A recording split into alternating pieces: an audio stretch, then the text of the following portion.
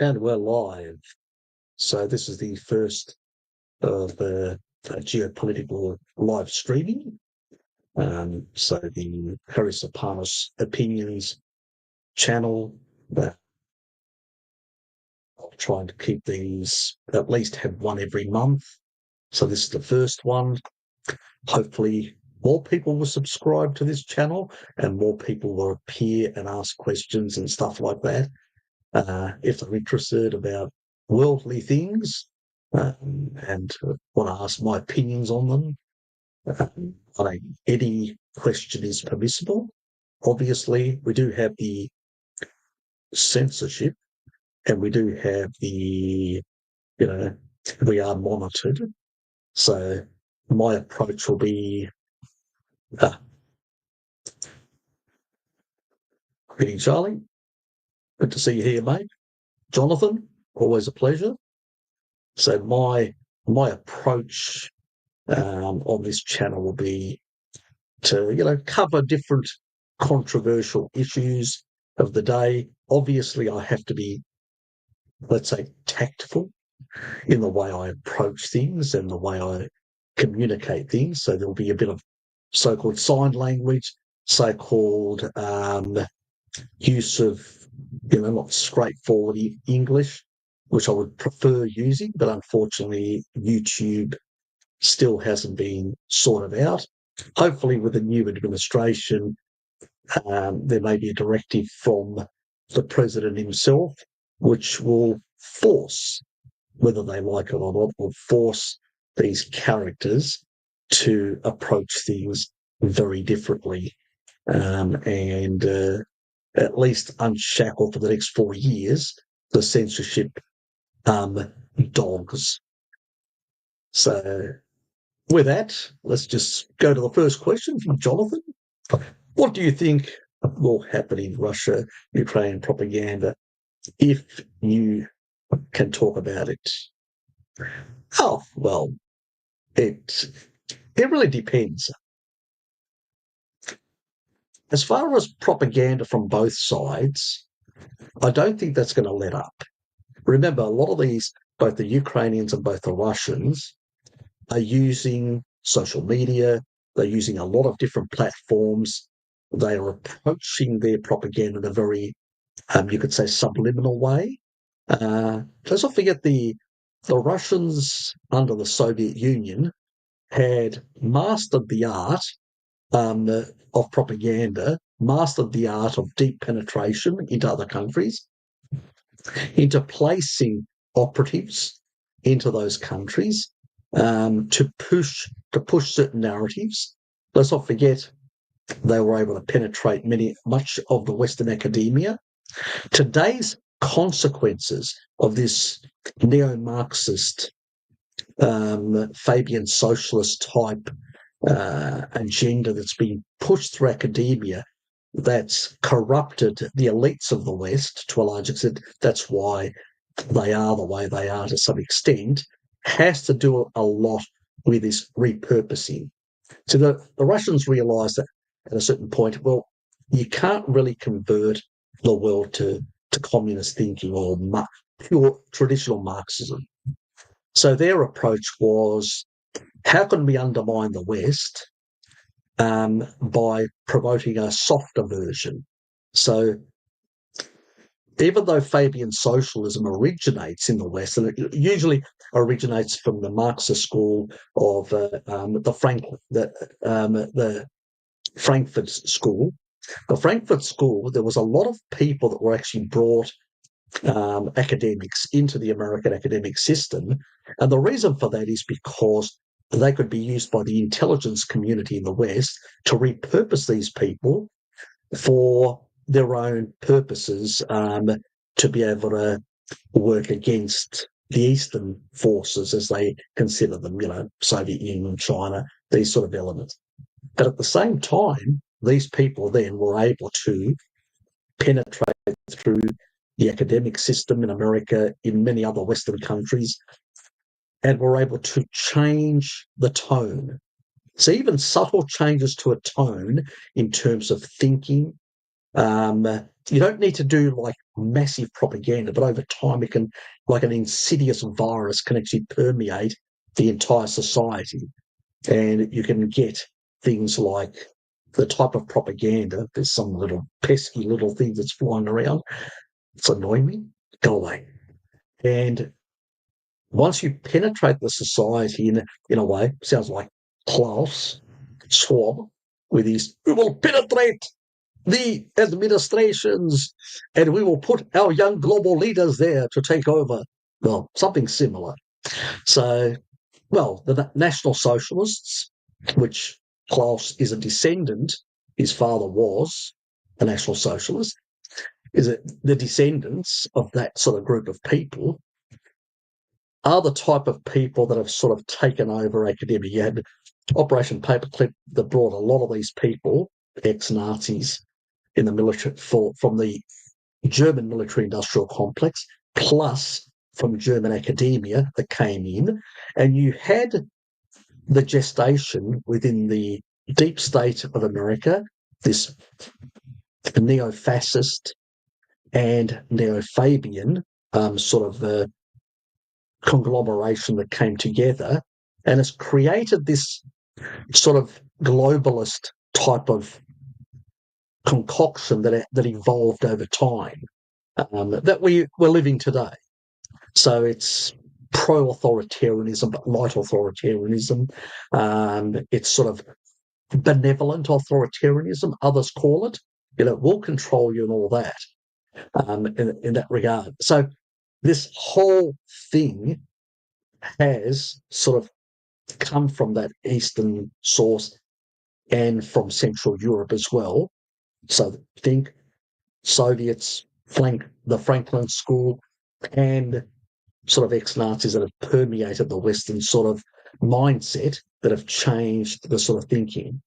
But going back to your question about Russian and Ukrainian propaganda, that's not going to change much.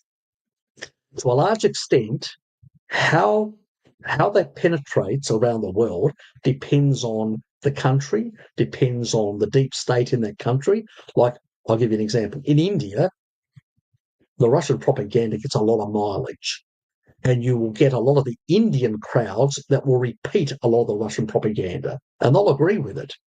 Again, the same thing in Africa and certain Asian countries. In Western countries, you get more of the Ukrainian propaganda. But you do get a certain level of both in the different countries.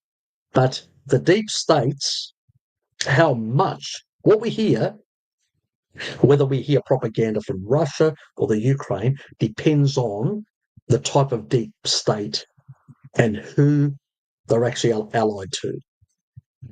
So you've got the deep state of the US, which is sort of a Fabian socialist, neo-fascist type of a soft authoritarian sort of entity, which pretty much permeates throughout the Western, European, Australasia, places like Singapore, South Korea, Japan, and those sort of countries.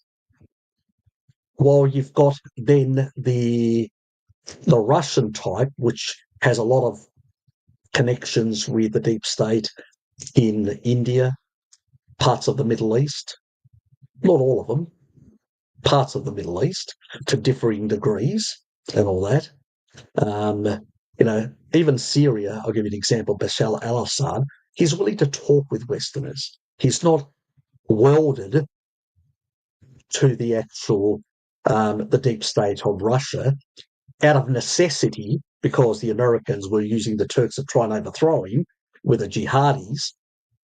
That, under the Obama administration, he was forced to basically become even closer to the Russians out of necessity for survival. Understandable. So it wasn't out of that he wanted to. I mean, even he was trying through the Greeks because he had communications with the Greeks and others, both intelligence and even some military attaches. I've heard conversations that they had, and there were a number of Greek military officers who are now retired and telling us these things in Greek. It's not getting out of Greece, obviously, so I'm telling you. And these people are saying that, and they're talking about because there are Orthodox communities and there's competition between the Russian church and the Greek church who controls Antioch. So there's a whole lot of politics there. And the Americans, that's another reason why they're getting involved on that side as well, trying to support the Greeks, not because they care about Orthodoxy, but because they're trying to keep the Russians out as much as possible from the Middle East and Africa and a few other places, even on the Orthodox front. So there's a lot of things that are happening. And unfortunately, as an Orthodox Christian, I don't like that. But this is the reality of geopolitics, how they sort of get into trying to influence and affect these different groups. So I know that a number of these military and so-called diplomats, probably Greek agents, they won't tell you that, but, I suspect. And they had contacts with, church leaders. There's even some communities that consider themselves, like in Lebanon and all that, as Greek. They speak Greek. They are from the Byzantium Eastern Roman Empire period. These small communities still exist, and they do interact, let's say, with the people in Greece, so to speak. And they are like a conduit between the regimes in those sort of countries and the Greek state. So you can understand when you see Tony Blinken, I call him Blinky. When Blinky jumps around the Middle East, what does he go to? He goes to three countries primarily: Greece, Turkey, and Israel. Have you noticed? No, he doesn't go to Italy, he doesn't go to France, he doesn't go to this. These are the three countries that he goes to. There are reasons for that. All these states have, let's say, people that they interact with in the Middle East. And that's why he interacts with those three states for that purpose. It's not benevolent reasons or that he prioritises those states and he doesn't give a shit about the other European states. No, he specifically for those reasons, because that's a hotspot. Like the Ukraine is a hotspot. So he'll go to places like Romania, Poland, specifically, again, because they are, and Greece as well, when it comes to that, because there's through Alexandroupoli, which is in the northeast of Greece. That's a major hub for weapon shipments that come from America via ship, go to Alexandroupoli, then get put on trains and go through Bulgaria up to Romania and then into the Ukraine. So Greece is critical. It bypasses the Bosporus and no longer they can't be blackmailed by Erdogan. Simple as that. So just to know what's happening on that front. But as far as the propaganda goes from both these sides, it's not going to really change. It's going to be more stronger in certain parts of the world and weaker in other parts of the world. And certain groups in the West sort of sympathetic, let's put, I wouldn't say pro, but sympathetic to the Russian cause, others more sympathetic to the Ukrainian cause. So, but that's normal. That's politics in that regard. Anyway, is the new US leader likely to clear the swamp? Unlikely, I'll be honest with you. And if so, who might that include first? Look, it's hard for Trump to basically achieve what he wants because whether we like it or not, Trump's one person. What he may do is, it's likely depending on the people. Now, the problem is, will these people get Senate approval to hold those positions?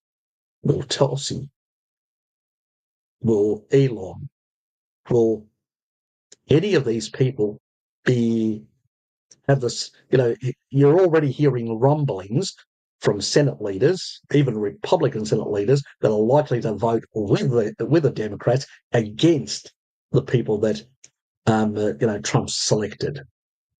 So they're trying to corner him in to a certain agenda. On the other side, they're trying to pump shitloads of weapons over to the Ukraine in order to basically create worse circumstances. Now, I always say to people that probably the most sane person on this planet at the moment is probably Putin. I know, the Western propaganda will call him crazy, but he's probably the most sane person. There's a lot of others behind him that would press the button and nuke Ukraine tomorrow.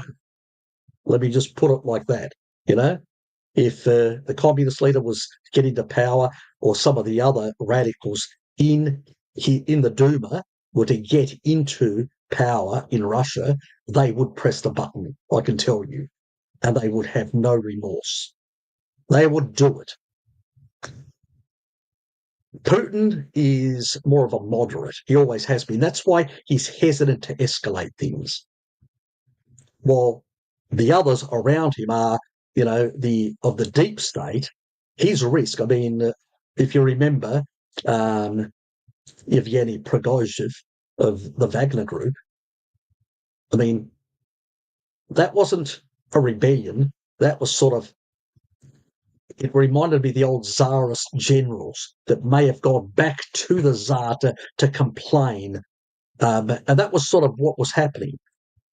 It was sort of, I want to complain and criticise the other generals for not being more ruthless on the front line.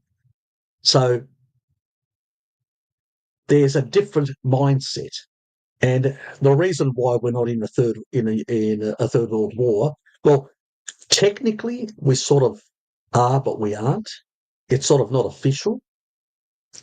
Now we're in the preludes. It's a bit like 1939, where there's conflict in Europe, but there's not outright open warfare yet between the major powers. It's sort of minor countries are being absorbed or taken over or being compromised or whatever, but there's no complete and utter war at this point in time.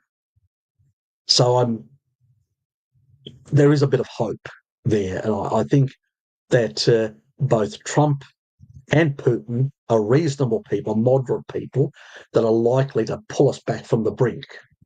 Unfortunately, we have people like Jake Sullivan and Tony Blinken that are hell-bent in pushing this sort of conflict with the Russians, because they are so these people are driven by ideology. They're not driven by logic.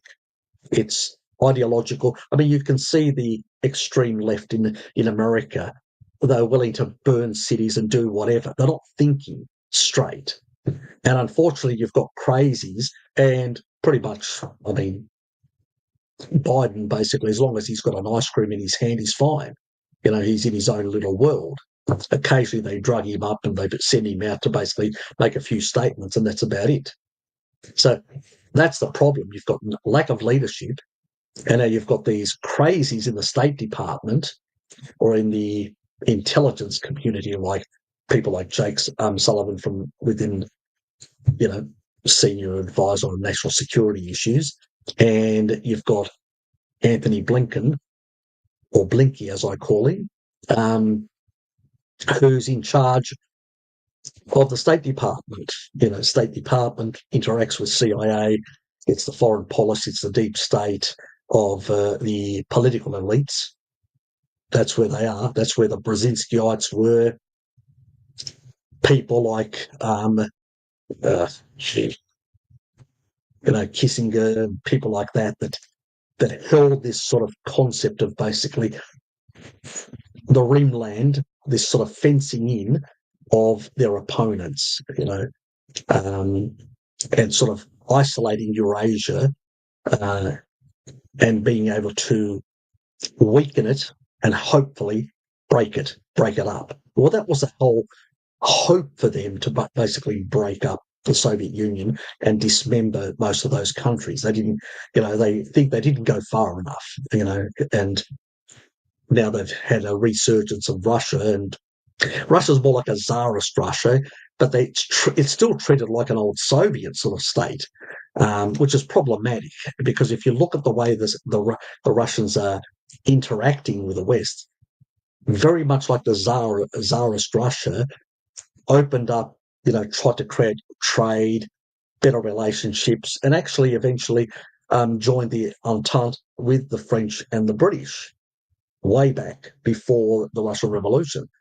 So there's been a bit of competition between the Russians, and this is why somebody had to control Greece, the British, to avoid the Russians coming down and unifying the Orthodox with the Balkans and Greeks, and pretty much meaning that this dominant power could threaten British global interests, or the Anglosphere, so to speak, the maritime countries, so to speak. A lot of the merchants, obviously, merchant marine, which was the biggest in the world, still is the Greek merchant marine. As a consequence, they were able to, let's say, eliminate some of the politicians that were pro-Russian in order to basically create this sort of unholy alliance between Greece and the British, because they had financial interests. It's always down to money in that regard. And it's the same thing with Trump. Coming right back to Trump, is it all comes down to money. You've got a military-industrial complex. You've got a financial sector that is parasitic and needs to grow more and more to capture more and more assets around the world. Because if it doesn't, it can't sustain its high levels of debt. You need to basically, as your money printing, you need to have more assets that are appreciating, so your debt to equity, doesn't go out of whack.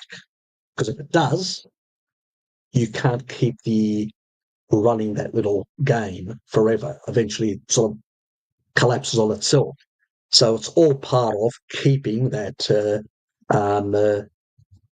economic system that came out of the Bretton Woods conference to this day, to keep it on life support.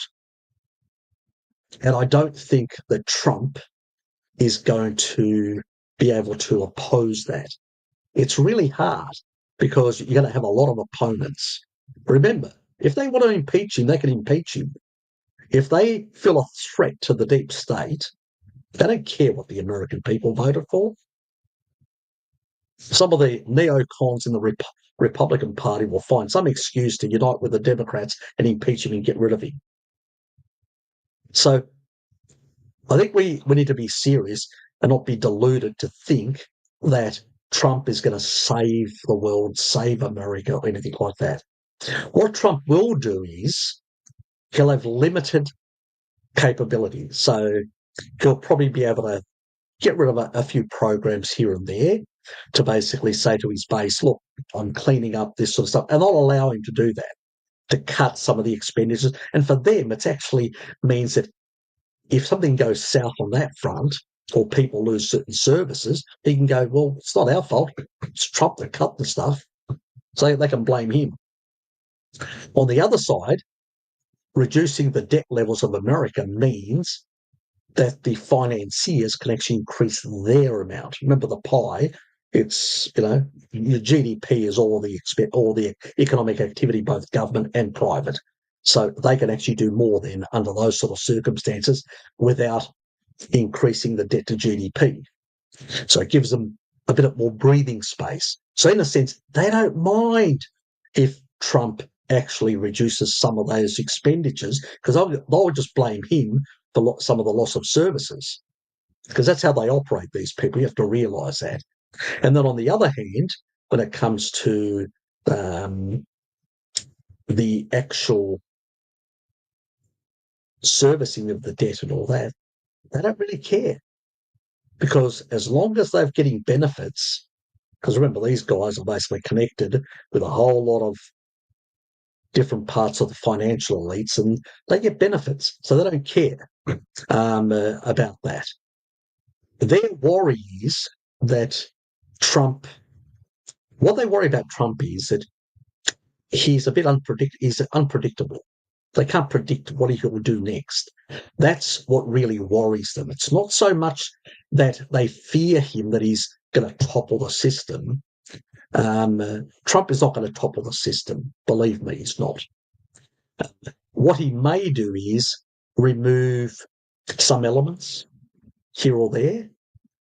Elon will probably reduce some of the wastage in a sense. But even Elon is part of that deep state. He's not sort of. I mean, I like Elon from the point of view that he's an innovator, and I like innovative people that actually create things. That he's got a drive which is missing in the West in terms of innovation and technological advancement and all that. But on the other side, remember, he is part of the old system, which benefited him quite a bit. He's not opposed to the system. He just thinks it can be made more efficient. Remember that. You Trump is an old Democrat. Elon Musk is an old Democrat. All these people, they still have some of these traditional notions of the system. But on the other hand, they are also a bit more realistic. They're more realists in a sense. You've got the delusional crazies on the left, and you've got the more realist centrists. That's what they are, centrist realists, but they still believe in America, the great empire, the great military empire, the great force in the world. So they still have this globalist perspective. They may not, they may criticize globalism from the point of view where it's undermining US sovereignty, US interests in the way they see it, but they are globalists in another sense. They're not talking about pulling away from the world and withdrawing from the world and scaling down their military like they did after the First World War. No, they're not talking about that. That's a different era. That's gone. That boat has actually sailed. America has to fail big time before it loses this sort of the hubrisness. And that's the thing. The failure of the Germans after the Second World War eliminated their hubrism. It didn't mean that the deep state in Germany is not a neo-fascist, a fascist type state that is very authoritarian. We can see it every day how authoritarian. It's way worse. The restrictions and the controls of the German people are far worse than many other countries. So they haven't changed. It's like what do they say? The leopard doesn't change its spots. But on the other hand, in the US, they still have this, US supremacy thinking and ideology. Trump is a US supremacist. Biden is a US supremacist.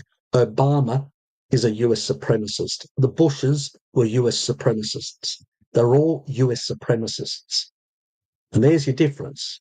Probably the one who was lighter and weary of US supremacy, if we go all the way back, was Eisenhower. He was less inclined to empire building, and he feared that this will erode and damage long term the US. But the current crop of politicians are US supremacists. That's what they are, and all of them. I'm saying all of them are US supremacists, and so you don't expect radical changes in US foreign policy. What's the difference between people like Biden and people like Trump? Trump comes from the business world. So he sort of sees why we're wasting all this money on unnecessary wars and weakening our country long term. We've got massive amounts of people out of work, homelessness, dilapidated roads, infrastructure, roads, bridges, railway systems. We don't even have a high-speed rail. The Chinese have, the Japanese have, the Europeans have, South Koreans have, a whole lot of countries have. We don't have that. We've got, sort of early 20th century sort of railway system that's breaking down and very inefficient.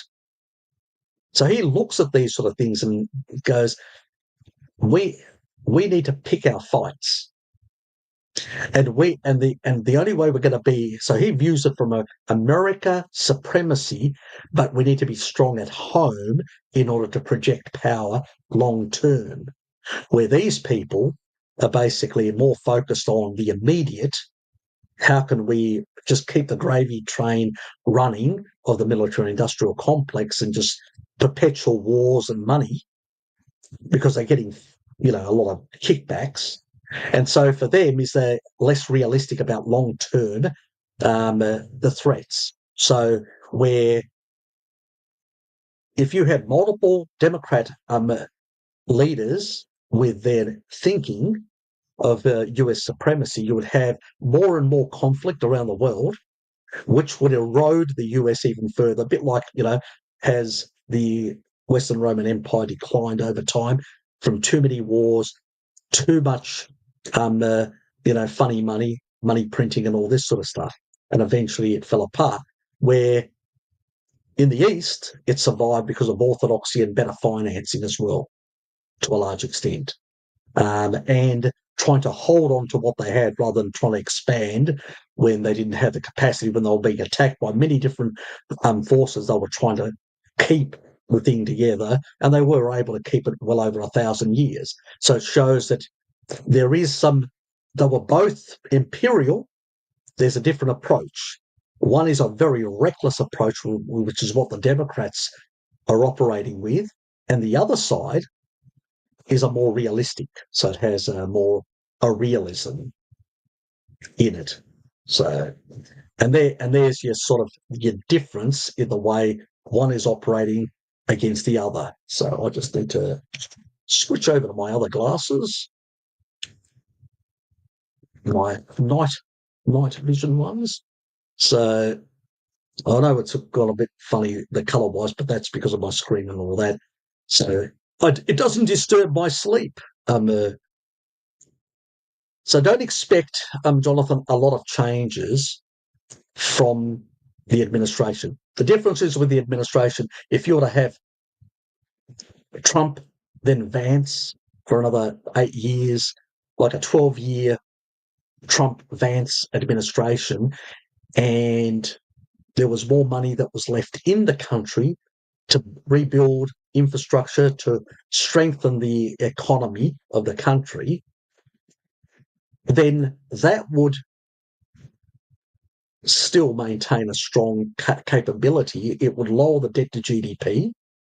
It would lower, like in terms of the current account, in terms of your deficits and stuff like that, they would actually improve.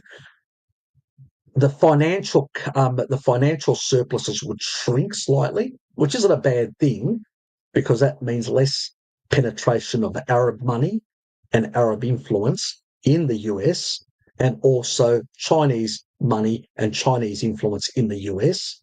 So that would be a sort of a net positive on the influence side from countries that have different interests. And then on the other side, you would actually increase some of the export potential and the incomes from those sort of traditional industries within the US. And that would improve overall, and more cheaper energy would improve sort of the industrial base. America still has a big industrial base, but it's highly automated now with a lot of robotics and all that. And that's one reason why less people are employed in it, but it's still quite big, but it needs to get bigger. And Trump understands that, because that will strengthen the capacity to have economies of scale to be able to do bigger things if required in conflicts or whatever else. So there are reasons for that. But unless the US gets severely defeated, it's only when an empire gets severely defeated or loses a lot of ground, it's at that point that what we call imperial thinking goes away. The US still has imperial thinking. And so even under a Trump administration, you will still have an imperial system. So when he talks about clearing the swamp, I don't think his supporters and the rest of us have the same view of what we consider the swamp. he will clear pretty much the more radical, delusional, and problematic elements within the swamp that are primarily people that are closer to the Democrat Party and those sort of influences. Some of the young global leaders, those sort of elements. I mean, even you already see Mark Zuckerberg from Facebook. He's one of the young global leaders of the world of the WEF, but he's basically now repurposing himself for a new era, potentially of a Trump Vance era, and so he's a bit wary as well. So you can see there is, even within the financial elites, there is shifts that are happening at this time. So you're looking at, Larry Finn from BlackRock. Even he's talking different. He says, maybe we should give up on DEI. That's new. It wasn't long ago when he was saying that if you're not putting DEI policies into effect, we're going to sanction you. And now he's not saying that. So there is a bit of a shift even in the financial sort of elites in that regard. So there are changes. I mean, there are people that are even proposing Bill Gates, for all people, and even he said that he's willing to talk with the new administration.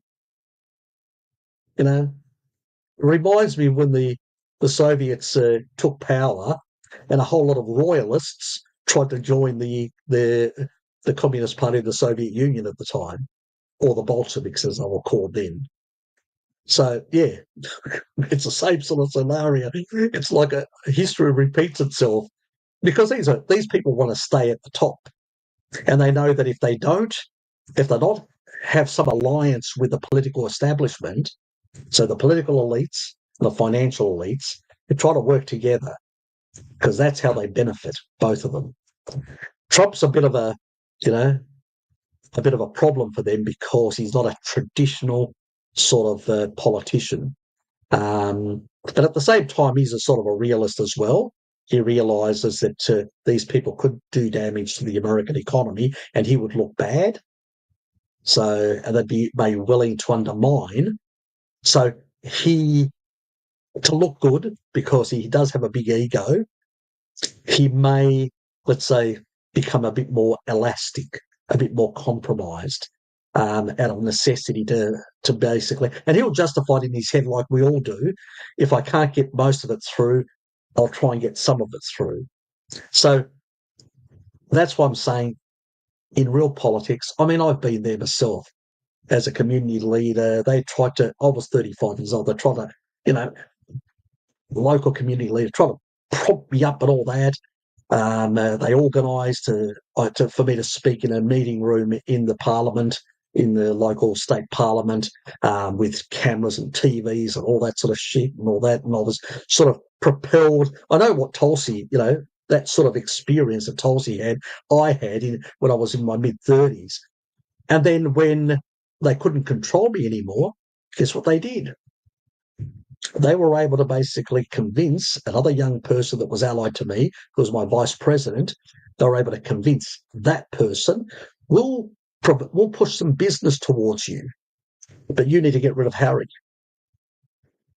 So it's hard to oppose these people because they've got a lot of influence, a lot of finance, and a lot of power.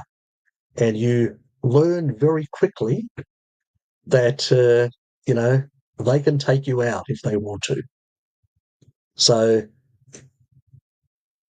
I'm not convinced under any circumstances that the Trump administration is going to be some sort of panacea, some that's going to cause a radical transformation of America. It's not. It will be some minor things which they want themselves to some degree, but they can't justify to their electorate, to the left electorate. So, let Trump do the dirty work and then we'll just blame Trump. So that's what's going to happen. So don't get too excited, I say to people. As far as, if we look at as a Greek Orthodox person, I go back to the fathers of the church which say, vote for the lesser of two evils. So if I was voting in America, I'd be voting for Trump, not because I believe he's going to save the place, but he's not going to take it to complete and utter debauchery. Okay, that's the difference in that the degree of craziness or the degree of this sort of pushing these crazy agendas is what forces you in a sense. But I don't believe that most worldly leaders are very compromised to one degree or another, and I don't believe any ism is going to save you in that regard. But sometimes we have to support the lesser of two evils in order to things don't go too bad, far worse in a sense. So out of necessity, not because I support the Trump administration, but not for the reasons that most people do. They are the lesser of two evils. There are better options, but they weren't running and they didn't have a lot of traction. So they were the only two options given to the people. So you've got to keep that in mind. Anyway, just chill. Do you think countries will start leaving NATO? No, I don't. And if they try to, Trump will basically boycott them, and he'll put draconian sanctions against them. Trump doesn't want to basically destroy NATO. That's another fairy tale told. What Trump wants to do is force those countries to increase their expenditure in terms of GDP on military arms. He wants them to slightly increase their expenditure to 2% or above. That means the Americans can reduce their amount of military forces that they employ in Europe and the Middle East, which the NATO countries can take on a bigger responsibility of what is called the Mediterranean basin and Eastern Europe. That's what they want them. They want them to take a bigger role. The Biden administration supported similar, but they were wishy-washy about it. But they agree with that sort of general sentiment. Because really, the Americans want to shift more of their forces away from the Atlantic towards the Pacific. Who are we talking about? Their true big rising power, the Chinese. That's where they want. And not only that, also, they're actually asking some of the Europeans to also start getting involved in sort of like a support network, deploying a few vessels here and there from Europe to the Pacific. So that doesn't seem like, NATO's being scaled down. NATO's going global, not being scaled down. And I would not suspect if they globalise NATO and include Japan and South Korea and Australasia come into it as well at some point, and Singapore and a few other parts of the world. So, yeah, NATO's not going away. It's becoming a global octopus of the Anglosphere or US British sort of I call it the Anglo octopus. So think London, Washington type thing. So that's what NATO is going to become. Most people don't realise there's still a military occupation of Germany to this day. It's just not official. Okay? If you look at the agreements, how Germany was quasi made independent by the three major powers of the Western part, Britain, France, and the US for their zones when they created the Federal Republic of Germany. There's still forces there. They still control Germany to this day. And that's why Germany has, and that's why even the Merkel administration didn't give a shit about defence, because they saw themselves as dependencies in a sense. And that's really how it's been for a very long time. And the recent increase in deployment over there to Germany is for that reason, to remind the Germans who's running the show, just in case people thought otherwise in Europe. Because they really disliked Merkel because she came from Eastern Germany. She was old German thinking about sort of a more independent foreign policy for Germany and all that. Obviously, wasn't good for sort of the European unity. Sort of thing created a lot of problems there for a lot of other Europeans like Greeks and things like that. But as far as a German leader goes, she was the first German leader since the post-Second World War that actually stood up for Germany to some extent. But the problem is her agenda, her policies and all that were very wrong.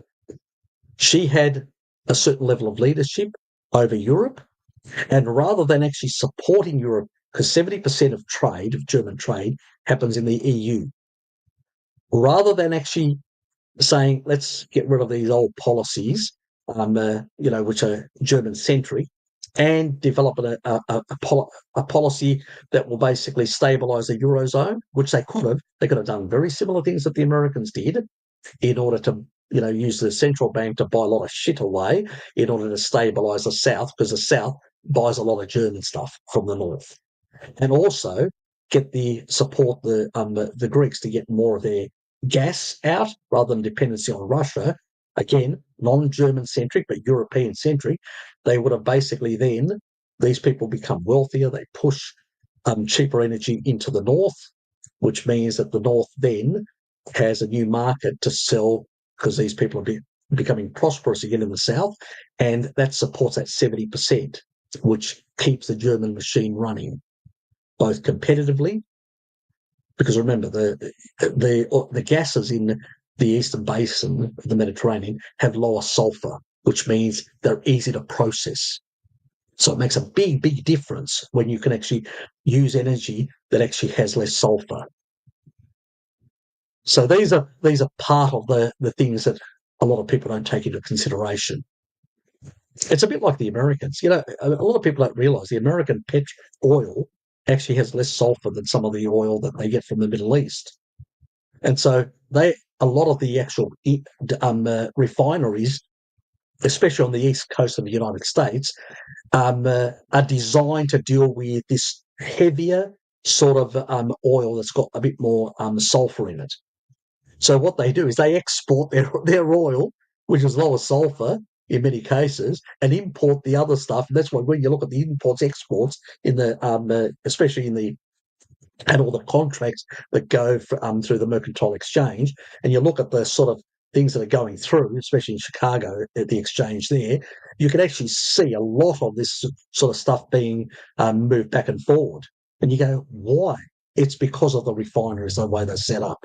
So you have to know something about petrochemical refining to understand why this trade happens in the way it happens. Europe, on the other hand, the majority of refineries are in Greece, and they produce like 6 times the amount they need for their domestic use. Big refiners, because, well, a lot of them have.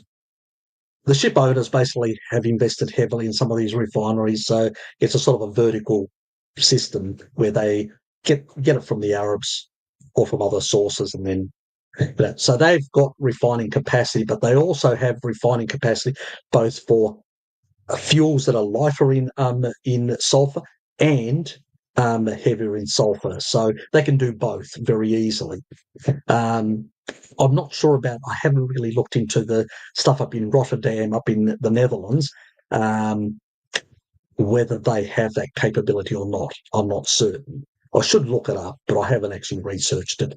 So I don't know enough about that. But those are the two big sort of, you could say, import hubs into Europe in terms of oil, that regard. So that's where most of it is coming through. In terms of LNG, probably Greece is still one up many places. I mean, Germany doesn't even have one LNG sort of hub to basically get via ships. So, because most of it's been via pipelines for most of its history, in recent history in particular. So there you've got that sort of part. So I don't see NATO going away at all. It's going to become a beast on steroids, especially under the Trump administration. It's going to go global. So that's what's going to happen. And, the competition between the BRICS, which is China, the BRICS and the US will intensify. And some of the current, JFK Jr., Tulsi and people like that, they won't last in that sort of environment because while they are also they're a lighter version of imperialists. And so for them, it's much harder to go along with that sort of thinking. So they won't last long term. Just believe me. James, haven't caught your life in a while. Well, there was a well over a 3-monthly sort of ban on the other. So all the channels, I had strikes. The funny thing is they got rid of all the strikes. All of it's gone. Even so, my final strike got taken out. But whenever I lost the strike, they removed the strike. They always left the warning. That's gone as well. So I think they are scared and worried that when Mr. Trump comes in, he may pass a presidential, one of those degrees and tell them, if you do this, you're going to be in trouble. You could end up in chains. And so they are scared. Time will tell where that's going to go. But yes, I was in the sort of YouTube gulag for a while. We'll see how this honeymoon period lasts.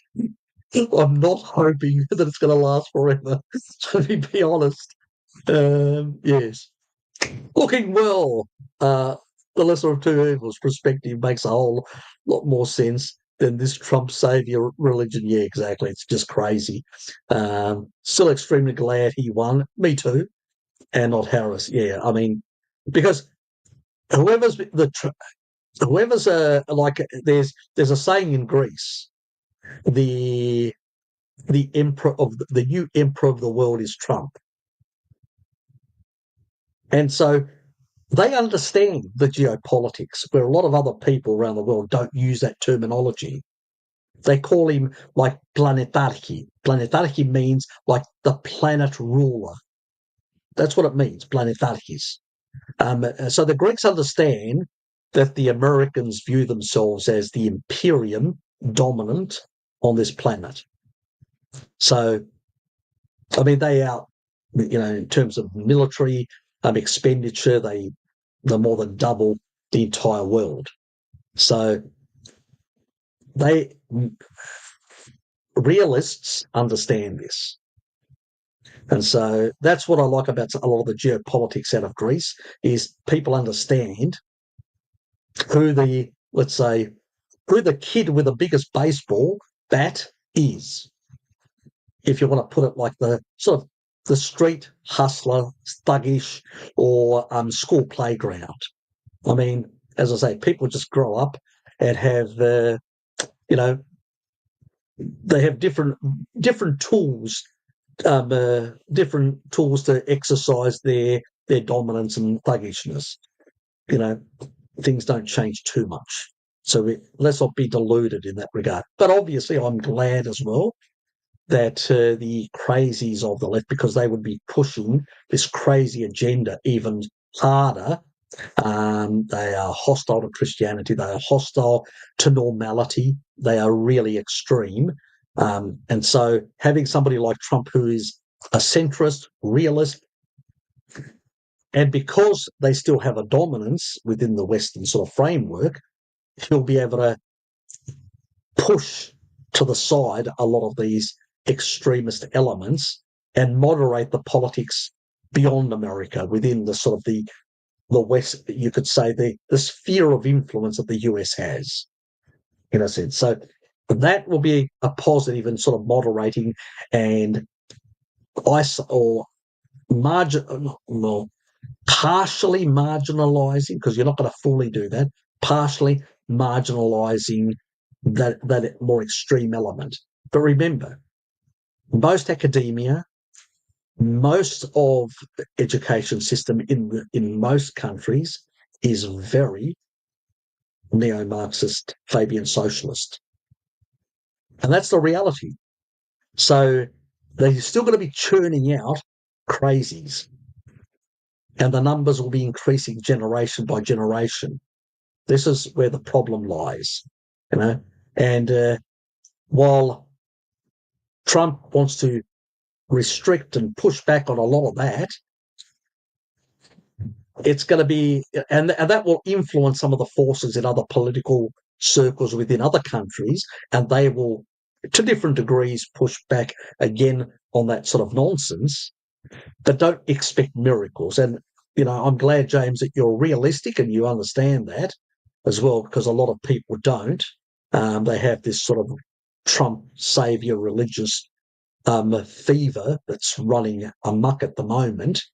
But it won't last. Eventually, some of these people will have to come back to reality and realise, what the reality is. What are your thoughts on RFK Jr. as a health secretary? I think he's probably, out of all the people in the administration, he's probably the most radical element, in the sense that he's probably going to do more than any of the others, for the simple fact that he's less willing to compromise. That's why I don't believe he's going to last very long in the position. He will be probably one of the first, if not the first, to go out of that administration. It'll be because there'll be a lot of pressure from the food industry, from the pharmaceutical industry, from all these powerful lobby groups on the Republicans in Congress and in the Senate, and they will put pressure on Trump to get rid of him. And Trump will be forced into a difficult position. If I need to get some of my other agenda through, I need to sacrifice somebody to give them some blood. Give Congress and the Senate some blood, a sacrifice. And the sacrifice will be JFK Jr. So that's my prediction. He'll go first. Tulsi may be the next one after that, but he'll go first. You can be definitely sure about that. He won't last, because we're talking about billions and billions of dollars. I mean, the health budgets are massive. And if you take the entire global health and food industry all together, it's trillions of dollars. It's a lot of money. These people are very powerful. BlackRock, State Street, and Vanguard, they own large parts. They've got a high influence in those corporations through their overlapping, because a lot of these, State Street has a proportion, Vanguard has a proportion, BlackRock have a proportion. Combined together with a few other entities, they're able to muster enough support to control the boards of these corporations. And for them, they want to maximise the return, because they've got the fund managers. They need to keep the gravy train turning over. Otherwise, people will say, well, why should I put money in this fund? I can go to another fund. So for them to keep the whole thing rolling over, this Ponzi scheme, they need to basically keep these entities which they've invested in very profitable. And they can't allow anyone to stop the profitable system for them. They own most of the politicians in Congress and the Senate, and you can expect there'll be tremendous pressure on the Trump administration to get rid of JFK Jr., RFK Jr., JFK, uncle. Yes. So pretty much he'll be the first. He'll be the first to go, you're fired. So expect that to happen, James. What about RFK Jr.? How likely is America to become healthy again with him having more power? Unlikely at all. Even if he's there, let's say he's there for the whole term. Do you think America is going to become more healthy? I don't. The level of processed food in our societies and the conditioning, we're talking about decades and decades of conditioning of people to eat certain things. And food is like religion. It's really hard to, unless somebody has some, even when the majority of people have severe health problems, they will take the drugs, then give up the food. It's only a small amount of people like ourselves, mavericks and people like that are willing to think a bit differently. In the bell curve, natural distribution, you've basically got the majority of people that will stick to that, the minority who don't care, and then another minority on this side that does care and is willing to change and make some lifestyle changes. They're always going to be a minority. That's the reality. To change the food system is very, very hard. You basically need a benevolent dictator to take over who opposes all this and radically changes it. It's not going to happen. Don't be deluded. The current system is going to go until it crashes, and then, it can't be sustained anymore. But they will keep it on life support for as long as they can. So, at the end of the day, what RFK Jr.,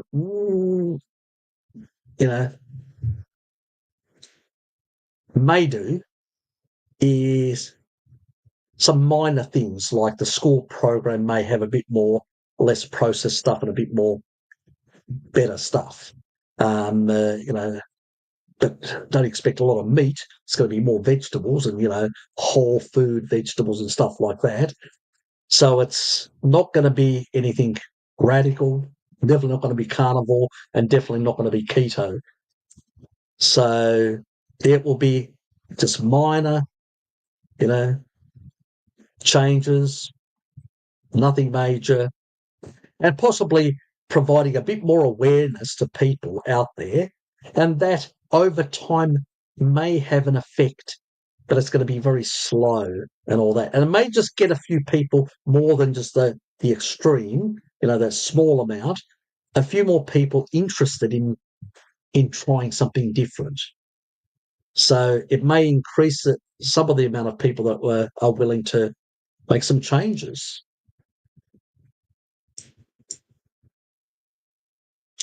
Anyway, any more questions, guys? I'm all ears. Anything, anything political and all that. I'm, about, even other countries. It's not US centric.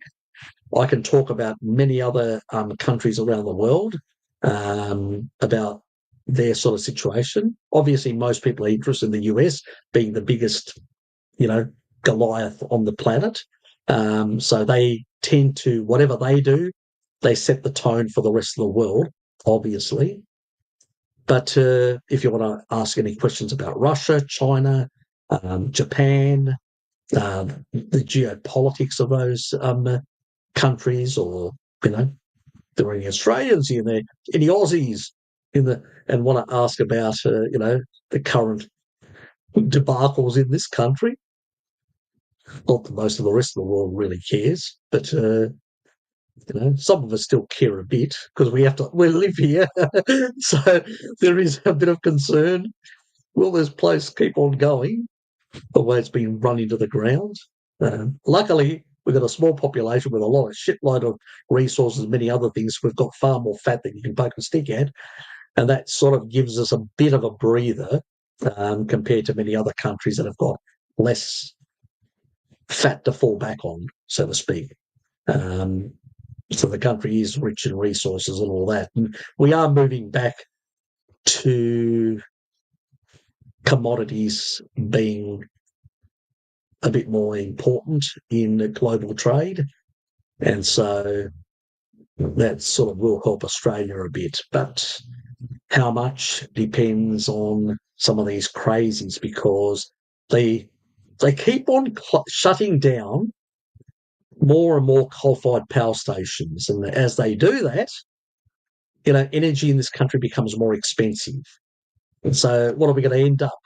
Being an exporter of all our raw materials and stuff like that, have all our oil and refined and then just shipped to us for whatever we need, and then taxed on top, so double, triple tax and all that.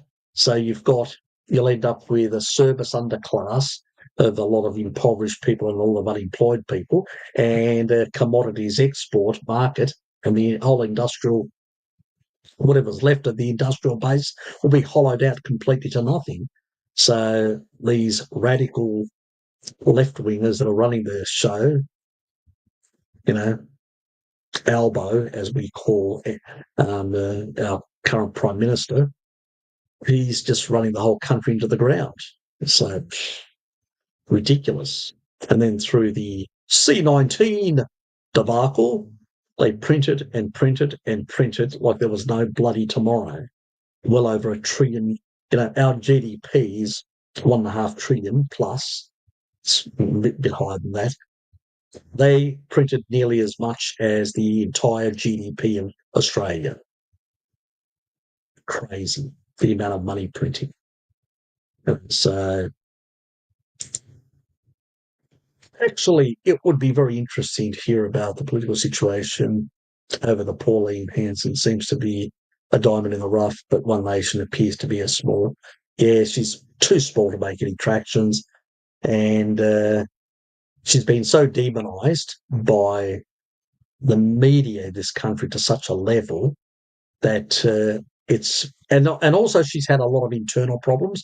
The problem with Pauline is some of her views I agree with, but the biggest problem with Pauline is she doesn't have organisational skills. She's really dysfunctional. Her party has always been dysfunctional, never operated around correctly.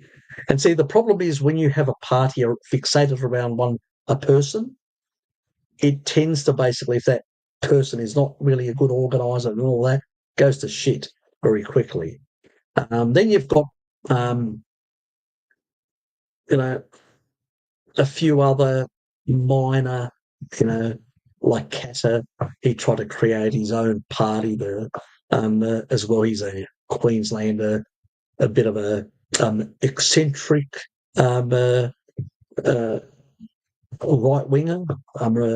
He's more centre. Many people think he's a bit further far right, but he's not. He's really just an eccentric centre right type politician. But your old fashioned sort of rural area, because he is that sort of rural sort of thinking. So it's a very different. But again, then you got Clive Palmer that tried to run for a while, and I actually supported Clive as an alternative because he was a centrist. In his politics, he was more of a centrist, an eclectic centrist, a bit like myself. So he, what I call no isms, practical, what works.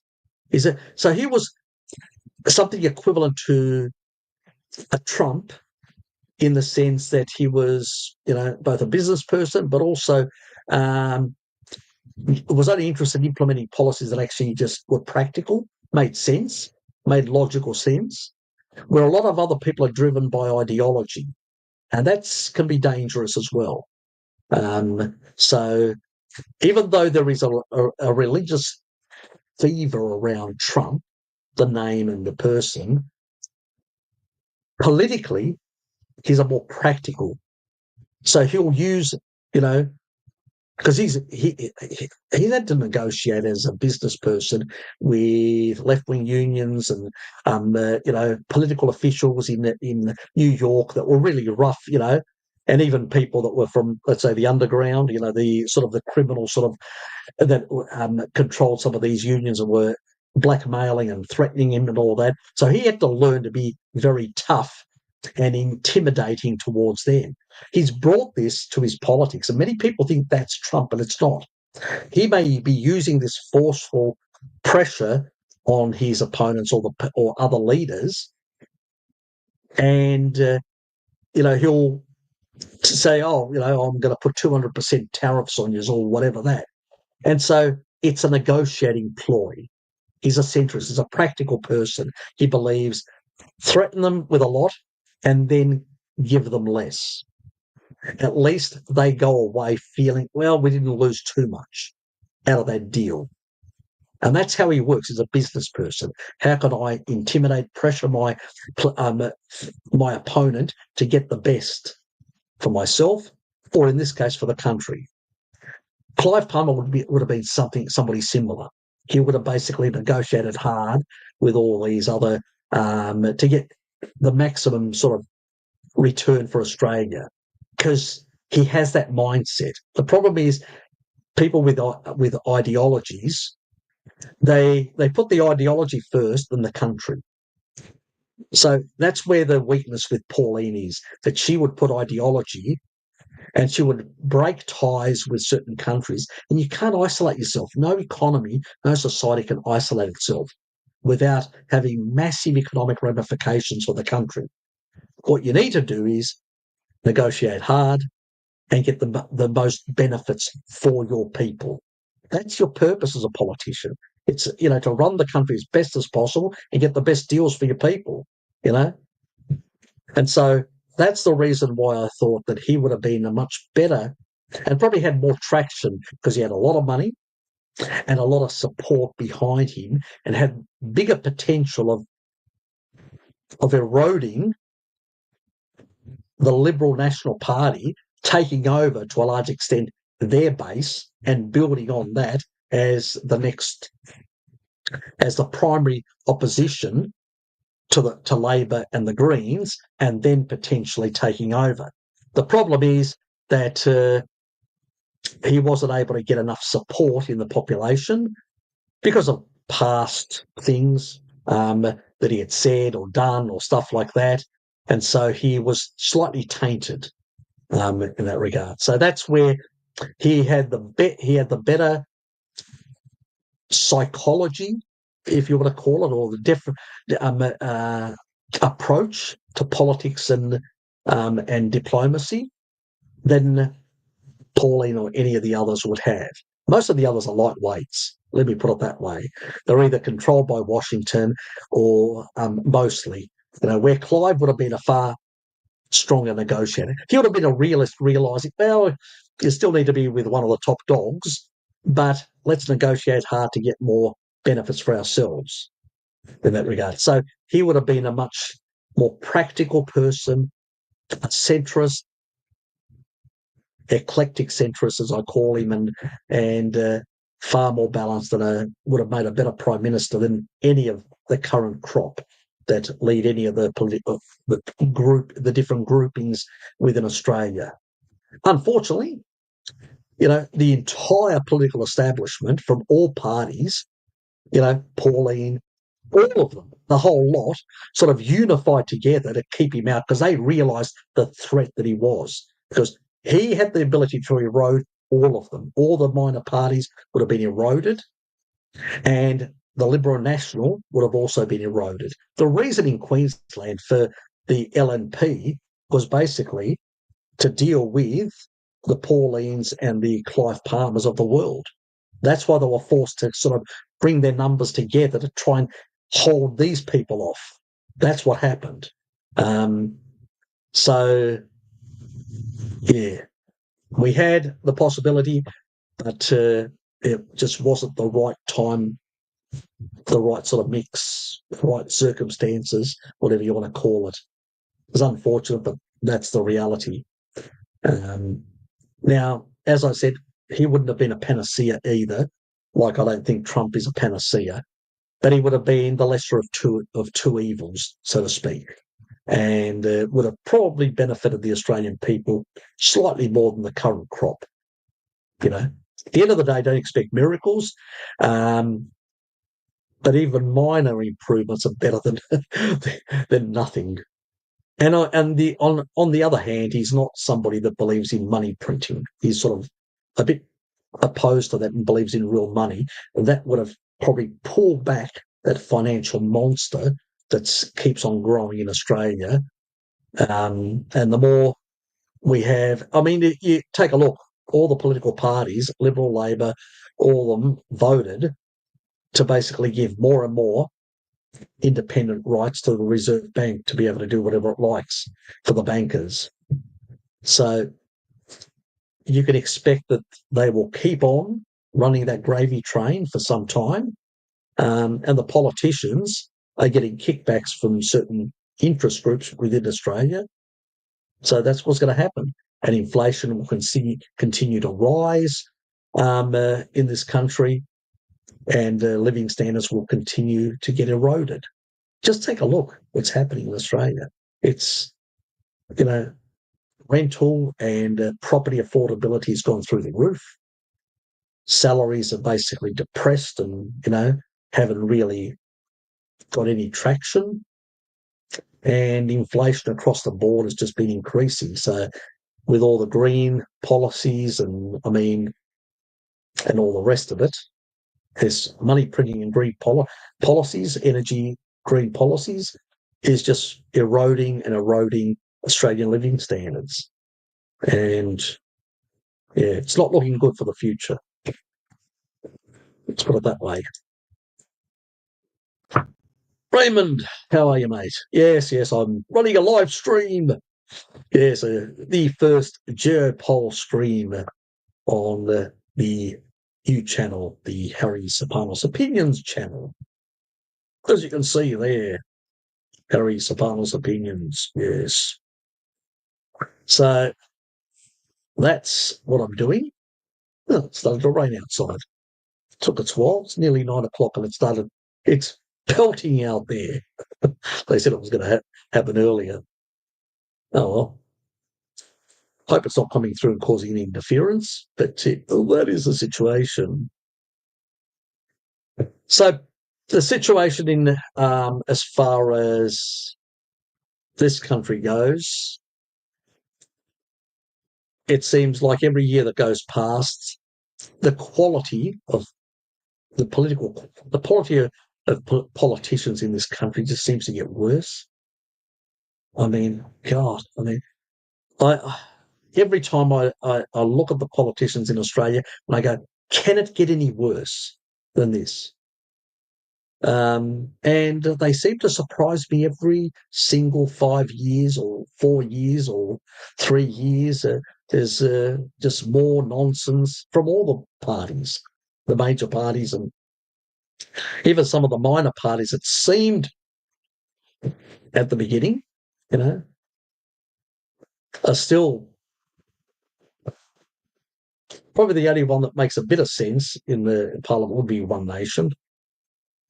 But as I said, it's driven by ideology, which is a problem in itself. So it's not going to get the traction in the society. And it also is a dysfunctional organisation in terms of its structure and the way it's organised. So that also means that you don't have the political machine to grow properly. And as I said, the only group that really had some capacity to do that, and everybody turned on it, was the Clive Palmer. But again, that was, and as I said, I don't like the guy. I'll be honest, I don't even like Clive Palmer. I think he's an arrogant shit, but he's practical. And I like practical because I'm a practical person as well. I believe that sensible. He had sensible policies on a lot of fronts. I just don't like his personality. But on the other side, when you look at his agenda and just general approach to a lot of the economics and finance and all that, he made much more sense than the rest of them. So he would have had Australia would have had better results as an economy. And he's also against the Jabba the Hutt and a lot of this other stuff, which is good. So he does believe in, bodily autonomy and seems to respect human rights far more than the other crop. But again, in Australia, unfortunately, the mass media is completely and utterly controlled by the left, and print media, the TV, sort of most of the networks, channels. It's too big, state-owned and run institutions, SBS and ABC, and they're just pretty much a light version of far left. So pretty much the only area you find any alternative media is on places like YouTube, on places on X and many other sort of platforms. But most of the Australians, unfortunately, when they visit those sort of platforms, they're looking at just nonsense rather than actually looking at content. So our content, even most of the people that are in this country, they're looking less at Australian content. I occasionally will put up, in my community posts and stuff like that, I will put up some local channels, Australian channels that I agree with and I like, and I'll actually add those occasionally. You've probably seen some of their videos, content and all that, because trying to give them some traction, because unfortunately in this country there is very, very limited traction for alternative media. In the US and parts of Europe, there's actually more. Australia is really backward when it comes like that. And here, there is that monopoly opinion is really strong. And it's probably the reason why the major parties have a lot of commonality and vote very similar on a lot of issues. And it's like a one-party system. It's only in name a multi-party system, a parliamentary system. So it's, pretty much a joke in that regard. And some of the things that some of the politicians say, I just exasperated. I'm just looking, going, what the hell are they thinking? But it just shows that they are driven by this ideology rather than sensible policies. And that's what I like about Trump, that he's a centrist, practical, eclectic centrist that understands that to get things done, you've got to come up with solutions that actually work to some extent. There are certain things that you have to do in an economy to make it function properly, and certain things that are unnecessary. And he understands that. He understands you get productivity from investing in specific areas of infrastructure. You get, the ability to produce more at a lower cost base by increasing the cheaper energy supply. Not what everyone else is doing, literally cutting their throats with expensive energy and exporting cheap energy to Asia so they can dominate. It's just crazy. But that's the reality of what's happening currently in our world. Yes. Well, thanks, Raymond. Considering it. Any more questions, guys? We're nearly close to an hour and a half of running, but I'm still here, and I would like to answer more questions. There haven't been a lot of questions. It's been me ranting about a whole lot of things beyond each question. I mean, it is the things that I've said are related to the questions to some extent. That's true, but I try to, let's say, enlarge the envelope to get more things said within the time that I've spent. But I was hoping for more people to turn up, and I was hoping for more questions to be asked. Since there are 320 odd, I think, subscribers to this channel, and we've only got about, a handful of people here. So I was hoping for more, but anyway, it is what it is. I may have to remind myself to promote it much earlier and hopefully get more people next time. But any other questions, guys?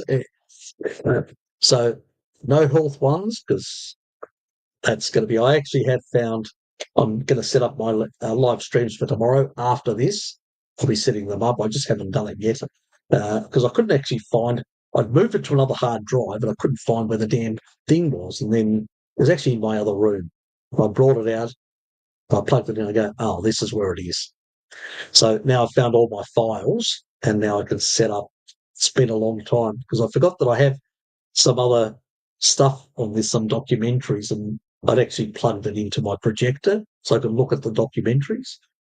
And I need to move these documentaries off onto another hard drive so I can actually still have it there to watch some of the other stuff that I was looking at. So that's that part, and then I'll set that up. Yes. Your jailers are still in charge and you know how to pick all the tall poppies. Oh, yes, exactly, Paul. Yes. Yes, I've just come out of the gulag, the YouTube gulag, and my lovely, illustrious, but I pray for them, for their souls, and they probably need somebody to pray for their souls. Friends at Google, lovely people. Yes, they've released me on parole. I'm on parole currently. They have taken the warning away, Paul, as well. So they've removed that warning. So that's yeah, well, something of a benefit. Yes. Hope to see you on one of the sort of the Zoom sessions at some point. Just haven't had a chance. I've been so bloody busy running around for the old man and dealing with the medical system, trying to get him to get sorted out his cataracts. It looks like it's going to be after New Year, from what I can see. My sister's trying as well to plead with them. Oh, well, we'll see how that goes. I told her, be diplomatic. Last famous words. So, yeah, I've had a lot on my plate on the personal front. So that's why even when the 3 months were up, I was just dealing with too many things. We lost half our staff, as you know, and I mentioned that earlier, So we're now back to nearly to where we were, but we've got a lot of people to train. It's just freaking quite a bit. And so I'm actually taking my break's going to be later in February. So I'm not going to take around Christmas, New Year and stuff like that. And I'll go back to work in January. I'm going to take a couple of days off and then I'm going to go back and sort of focus on trying to create a whole lot of training modules and stuff like that. Because, I can go in a bit over 2 years. I'm 58, I can go at 60. But I'm sort of, I don't want to let the area down because I've committed so much of my life there. I do want to build a couple of training modules that transfer that corporate knowledge and stuff like that, so they can just induct people and get them to do the training modules. Because currently now I've got a whole lot of stuff that I did explaining how to do this, do that, and whatever else. I need to do it in a proper way with documentation, you know. So, because currently it's just a bit of, yeah, all over the place. So I need to make it proper with a proper setup. And once I've got it all set up with documentation, then connect it through SharePoint. So it's on the web. So people can access it on the intranet, on the internal sort of thing, and they can go to it, like, go and find the stuff and then find the links to the videos and stuff like that. And they can go through and actually get properly inducted. And yeah, so that's sort of my focus. So at least in January, it's quieter, less things coming through, which is will give me a bit more time. So yes. See, I do have a bit of caring in me, a bit, minor, something. Harry, to your think that the Department of Government Efficiency in the States will be allowed to succeed by the deep state, partially. I do believe that they do want somebody to, let's say, improve things slightly. Obviously, if certain programs are taken out and certain people complain, they've got somebody to blame. They'll blame Trump, obviously, for that. But at the same time, you will get some level. But I'll tell you one thing, if Elon starts touching the, what I call the Defense Department, those sort of entities, the health and the big things, if he goes after some of the others, he may get away with it far more. If he does the wrong thing I would first focus on the others and leave the health. Let RFK Jr. take the hit on that one, and on the other one, let Tulsi take the hit on the sort of military industrial, the intelligence and all that sort of stuff. Focus on all the other parts. There he'll have less resistance and he would be able to achieve far more.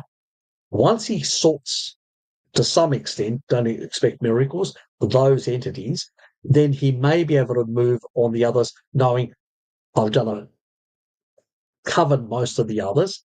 Now, if I get sacrificed, at least I may achieve something in these other areas. So that's my thinking. Now, will he go that way? I doubt it, and I'll tell you why.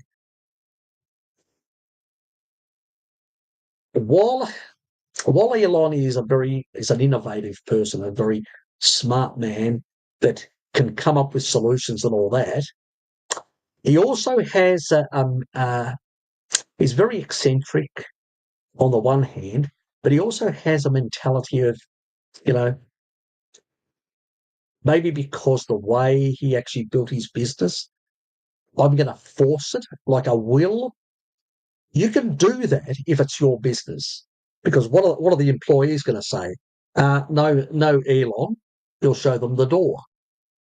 But when you're dealing with government, it's much harder to do it because you've got a whole lot of vested interest and other outside parties. They're going to push back through the Congress and the Senate.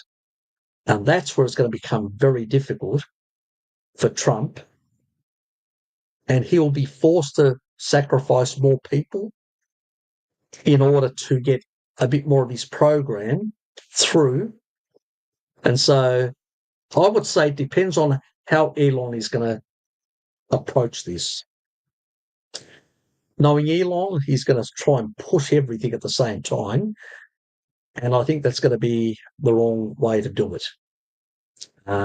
If you want to be able to remain longer in the system, to be able to make more changes, you need to pick your targets sensibly and carefully. The ones that have got the least resistance, go for those first. Leave the more difficult for later. You'll last longer. And there's another advantage by lasting longer. The longer you last, it's going to be harder to remove you. It's easier to remove somebody at the beginning. If somebody's made a whole lot of improvements in a whole lot of other areas and then targets the more difficult things, it's harder for the narrative to be, oh, he's making a mess of things because he's improved a whole lot of things. Now he's going after the difficult targets. Immediately, it's going to be harder to push back on those changes and without exposing themselves to ridicule or criticism within the society. So that's how he should do it. Will he do it that way? I sort of doubt it, because it's just his mentality. He's sort of like all or nothing sort of approach.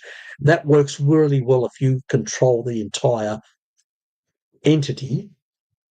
You know, you could just go in and just fire a whole lot of people out of X, or do this, or go and grab an axe and just cut the main line and disconnect the entire data center and just put them out of business, and then you've got rid of that problem. You don't want to cut it down. You don't want to shut it down. You putting obstacles. Oh, it's going to take months and months. Just cut it. You resolve the problem. You can do that in business. You can't do that in government, is what I'm saying. So I think he's going to sort of fail, and he'll be another person that will be on the out. Who goes out first out of those three is hard to say. Whether Tulsi, whether RFK Jr., or whether Elon, which of the three is going to get turfed out first, is hard to really say. I sort of have a suspicion that the person that will be mostly sacrificed will be RFK Jr. and then the others. Because remember, Elon is also the wealthiest man in America, and it's hard for Trump to get rid of. So he'll get rid of the one of the least consequences for himself in the short run. So I sort of see it as RFK Jr., Tulsi, and then out of necessity, especially if something goes a bit haywire with some of the changes that Elon is doing, then he'll sort of use that as a justification, say, look, it's not sort of working out. I need to get somebody else in. I think it's going to play out like that. But I could be wrong. I have been with other things in life, but I think it's going to play out like that somehow, milling through it myself.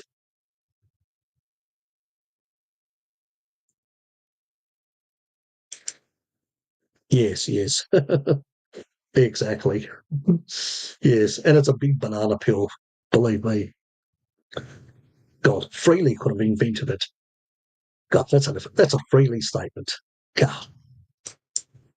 Yes, done by the Vagoons. G'day. What type of work? What type of work? What do you mean?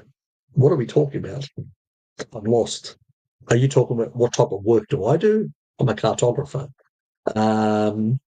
What type of work of some politician? I'm not sure. Let me know, Joel.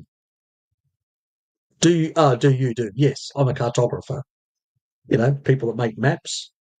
You know, sort of spatial science, as it's called, the field. So I'm a sort of spatial information officer. So spatial science. We're not academics. Academics are basically the scientists. We're basically the people that do the practical stuff, so to speak. Sarah, how are you? Good to see you here. A few more people coming in and a few more subscribers. The world is so crazy, I can't barely stand it. It's easy. Turn off the mass media. Most of the crazies coming through there. The majority of people are still sensible to some extent. They're not completely. I'm more worried about the indoctrination that's going through the schools and academia, about the following generations that are falling victims to the sort of crazy neo-Marxists, Fabian socialist bullshit. So that's where the long-term sort of problems where we have to try and push back, and where we as citizens also need to get involved in trying to push back this nonsense in schools and academia. So that's, because if they keep on indoctrinating more and more of the population, you know what happens when they do that. You end up with Mao and his little red book. So just keep that in mind. It's not a world that I'd like want to live in. Yes, well, I do. Cool. Yep. Yeah. Well, yeah. It's it's part of the engineering sort of faculty when you're talking about if you want somebody to, because it covers sort of surveying, remote sensing, all this sort of stuff, as you would understand. If, yes, the current administration was to start, yes, that WWIII, he can legally say, I'm off, stay in office till end of war. Oh, yeah, well, he wouldn't last, really. Yeah, I don't think it's him. I think it's pretty much people like Anthony Blinken and Jake Sullivan, those two.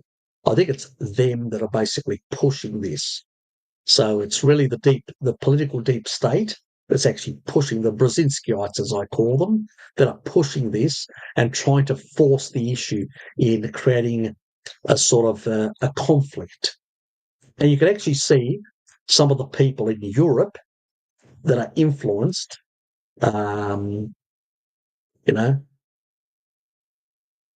especially some of the young, as I call them, the young global leaders, like the foreign minister of Germany, Lana Baerbock. Yeah, bit of a tongue twister, that one, the name, and people like that are hell bent on this conflict. So it's not so much, you know, I don't, he occasionally they'll drug him a bit and he'll come out and all that. He is part of that system. Don't worry. I mean, he is very much like the neocons and all that. But I don't think he's that crazy. He's just far gone. And he's in his own little bubble. And you've got Jake Sullivan and Anthony Blinken that keep on feeding him nonsense and all that. And that's what's happening. And they're really running the show. And that's why even some Republicans realise this, that they are running the show, and that's why they're actually calling for criminal action to be taken against both of them. And I agree, because that is treasonous, because they are pushing an agenda, their own agenda, before the new government before the new president is sworn in. They are deliberately trying to cause a bigger conflict. The Russians luckily have realised that, and the current leadership, while it may use some heavy-handedness, they're using these new high-performance medium-range missiles with these precision-guided hypersonic glide vehicles.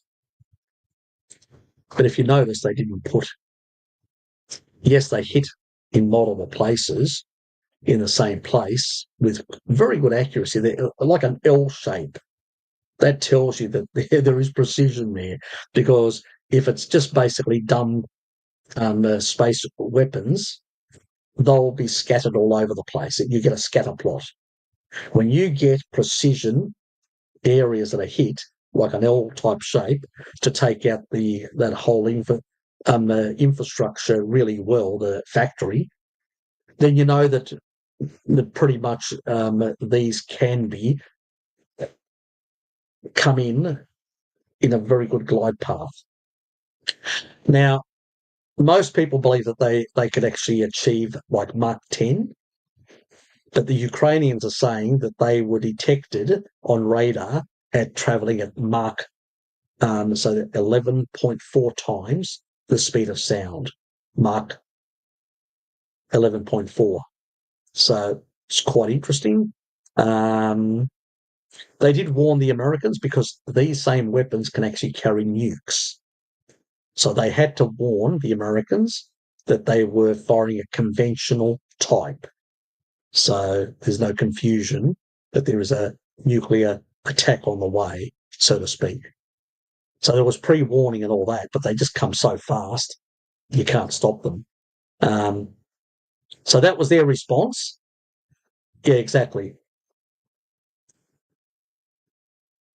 So the yeah, well, the avant-garde, that's a much more lethal weapon. But yeah, that's a far more lethal weapon. But that's been tested. It hasn't been like mass produced, or there's still a number of issues. Some people say that some units have been deployed. I don't know. There's different opinions on that. Um, but as far as this current intermediate range system, what was it called? I can't even pronounce it. Starts with an O. I'm just having a mind block at the moment. Um, but this current system, it's a very effective system. You can still do a lot of damage to a lot of infrastructure without nuking the place, because it's coming down at hypersonic speeds and can do. You add uh, some add a bit of additional weaponry to it, so it's not only a kinetic round, because that's something coming very fast is a kinetic round, but you add an explosive thing to it. But the problem with the explosive thing, let me explain to you. Let's say you actually want to target something from space and you actually hit with an explosive device. If the other stuff comes at the same time, what happens is that explosion can actually detonate things at a much higher altitude, and then you may actually have like a distorted sort of effect. The reason why it had that sort of like literally like an L shape, a large L shape was, and there was a few on the other side, is because they tried to make them more rounded.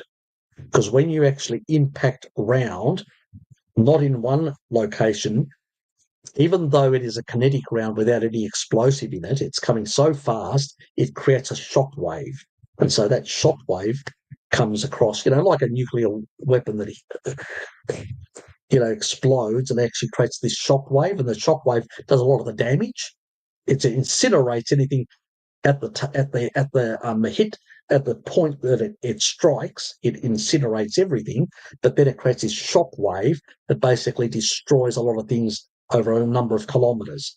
Well, if you want to do a conventional type, you target around the periphery in order to basically have this inward and outward sort of small little explosions of kinetic, things, and then creating this wave that comes through and just really does a lot of damage.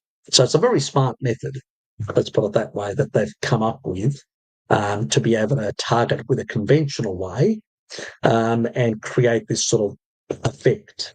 I mean, they've got there are other methods as well that their artillery uses that do similar, fuel air explosions do something similar. They disperse a fuel and then they detonate it, and sort of creates this sort of shock wave that decimates a lot of things. So similar, but this is just a different approach.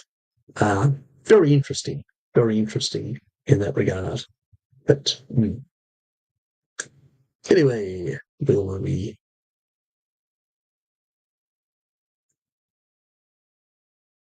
I'll just put that up there. Yep.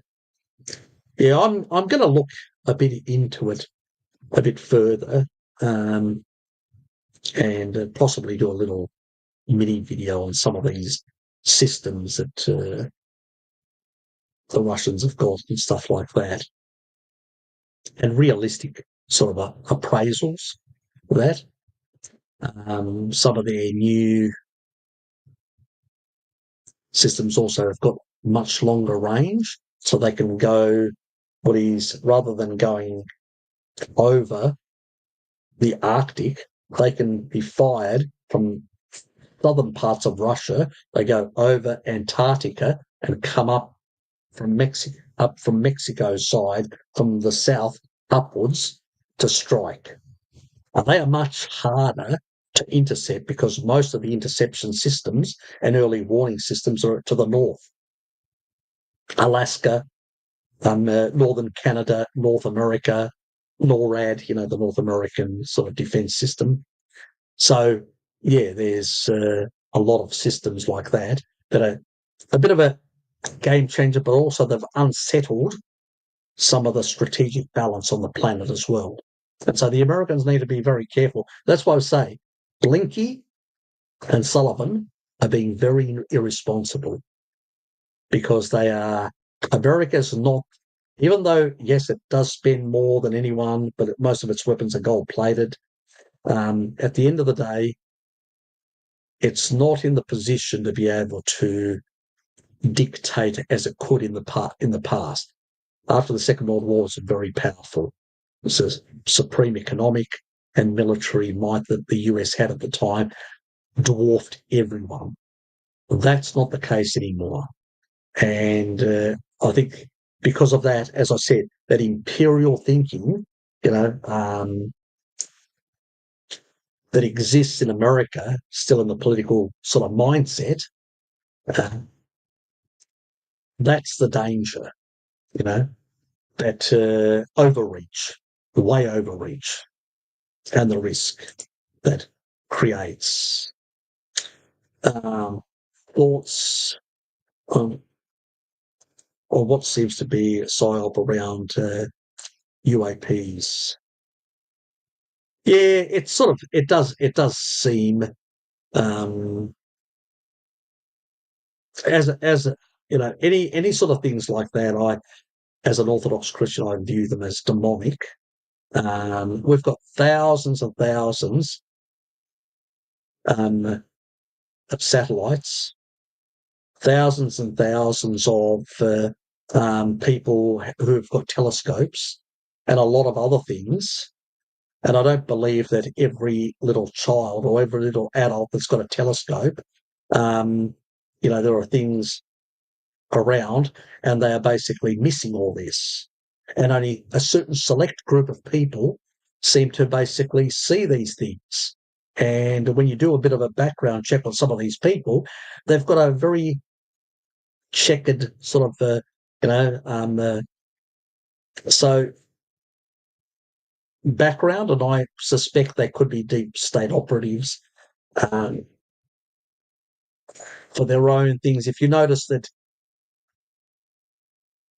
these things are always whipped up, a lot of that, and there are one way of, I see it as a misdirect.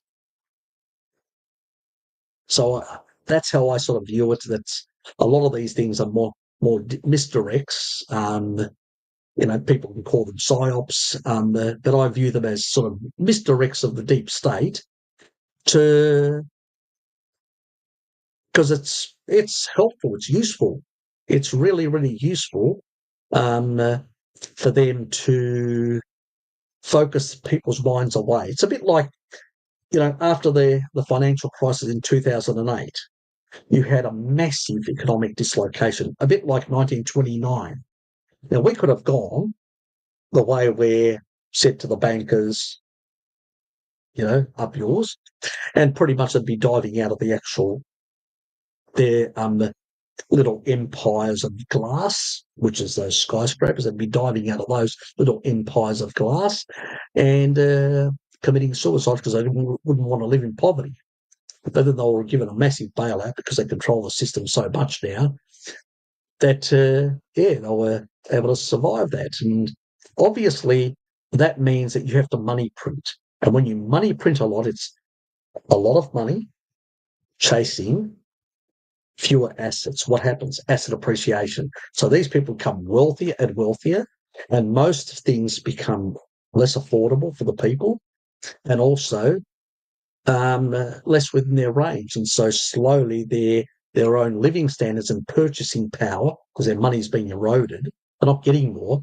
I mean, if you erode the currency quite substantially and you only get about a few percentage points in terms of a wage increase, you've already possibly lost 10 or 15%. 3% is going to make much of a difference.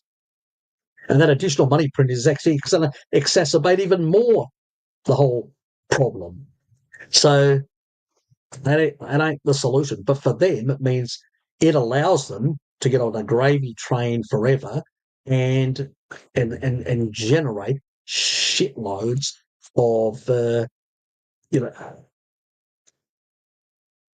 of wealth creating ventures for themselves.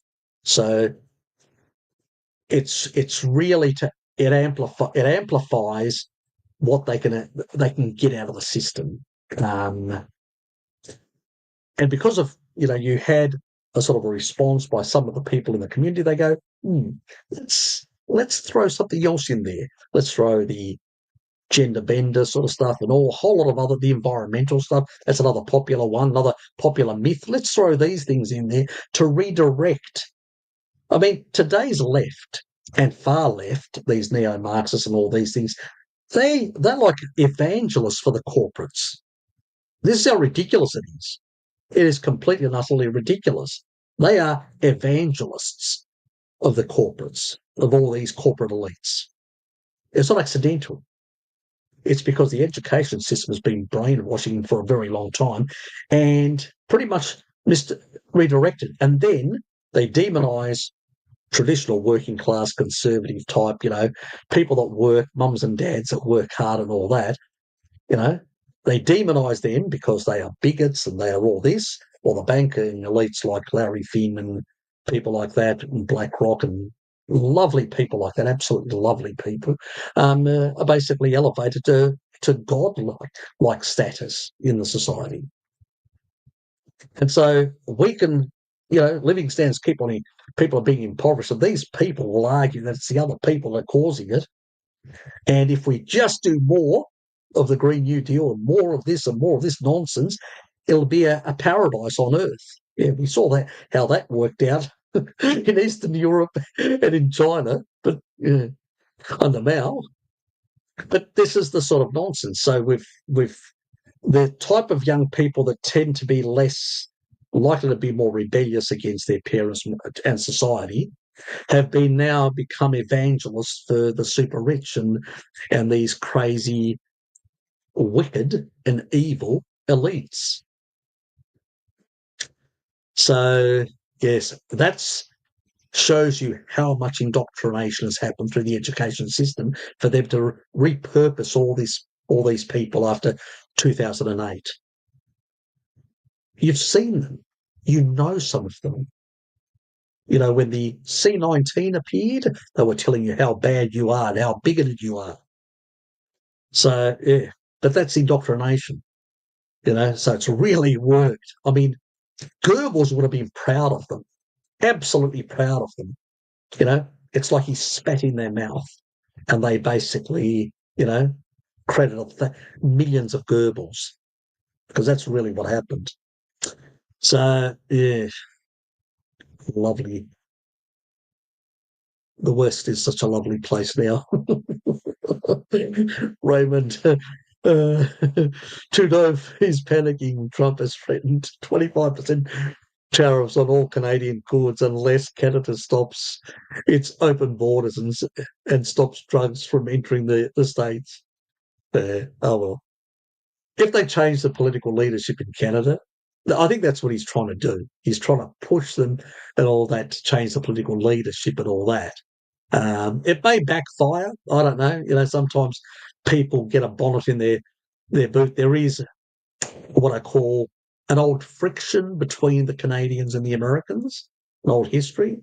Many people don't realise that in the early days there was a lot of warfare between Canada and the United States in the early history, and even before before the Second World War, there was even a plan by some Canadians with some British intelligence support to potentially invade the United States because they saw it as weak and vulnerable within its territories. Didn't have a big army. It had a navy and all that, but you can come in and take land with an army.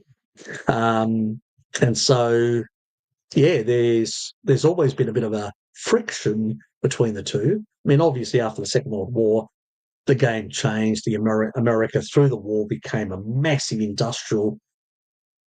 energy, industrial, and financial behemoth. So that's dominated the planet, and things changed completely. But yes, look, I would say he would be panicking a bit, but I'd be more concerned about his own. You know, even a lot of his supporters are abandoning him. There are other people in his own party that are getting more support, and they want a leadership change. The problem is a lot of the politicians in the current parliament are WEF sort of acolytes, and they pretty much want to keep him there because he's one of them as well. So that's where the problem happens. It'll require another election before these people are thrown out. So for some time, Canada's going to be a bit of a basket case until that happens. So yeah, it is what it is. But obviously, he would be panicking, but not a lot. I don't think he gives a shit about Canadians or anything. It's all about himself. So I don't think he's panicking that. And I think ultimately, because you know what he's going to do? He's going to accuse that it's the Trump administration that's undermining the Canadian economy. He'll go to the elections, you mark my words, saying that we need to defend Canada against the Trump administration. That will be his battle cry. You can expect that. So I would say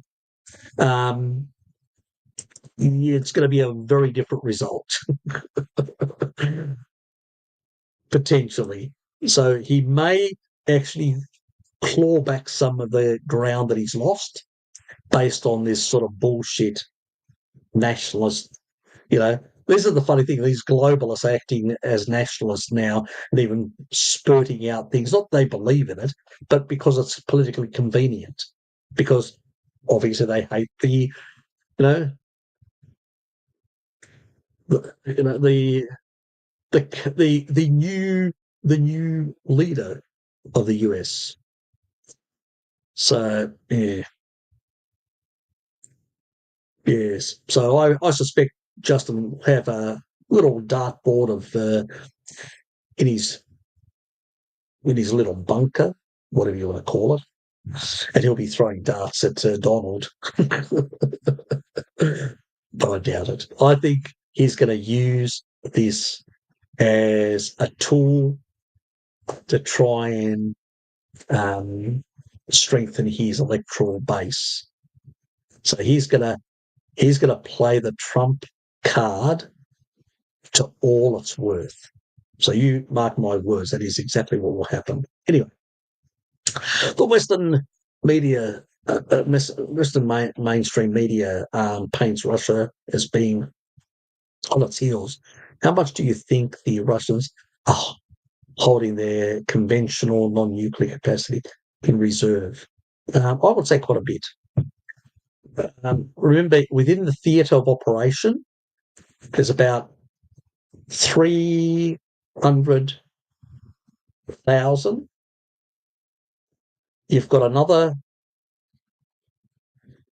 anywhere between, they were saying 50,000, but that's only, I mean, the Wagner group in Belarus is about 2025 because they lost about half their forces. And then there were about 50 odd thousand in that area as well. And when they came down towards Kiev, and then they withdrew back. So that's just 100 odd. I think that's doubled, and now it's about, and some of them have been put on the border close to Poland, and that's what rattled the Polish government.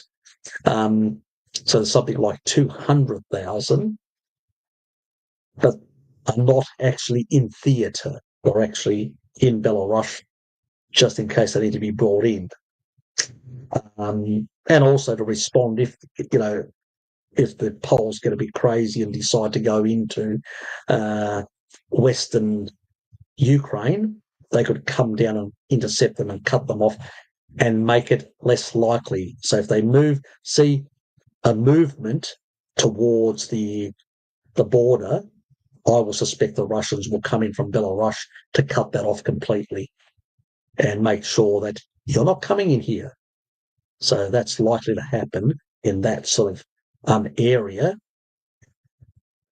Currently, depending on who you talk to, there is something like well over 700 to 750,000, and they have stated that they want to build up their forces up to 1.2 million. So they're still not there, but they're 750,000. So you've got about 200 odd, which is in Belarus, 350 odd, which is in theatre in the Ukraine itself. So that's, and in European Russia, you've probably got another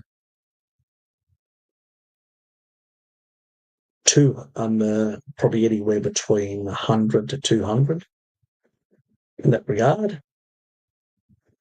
And it's probably about, I would say, in the Far East and all that, now that they've got a sort of an agreement with the Chinese and the North Koreans, those forces have been dramatically reduced in the Far East and Siberia currently.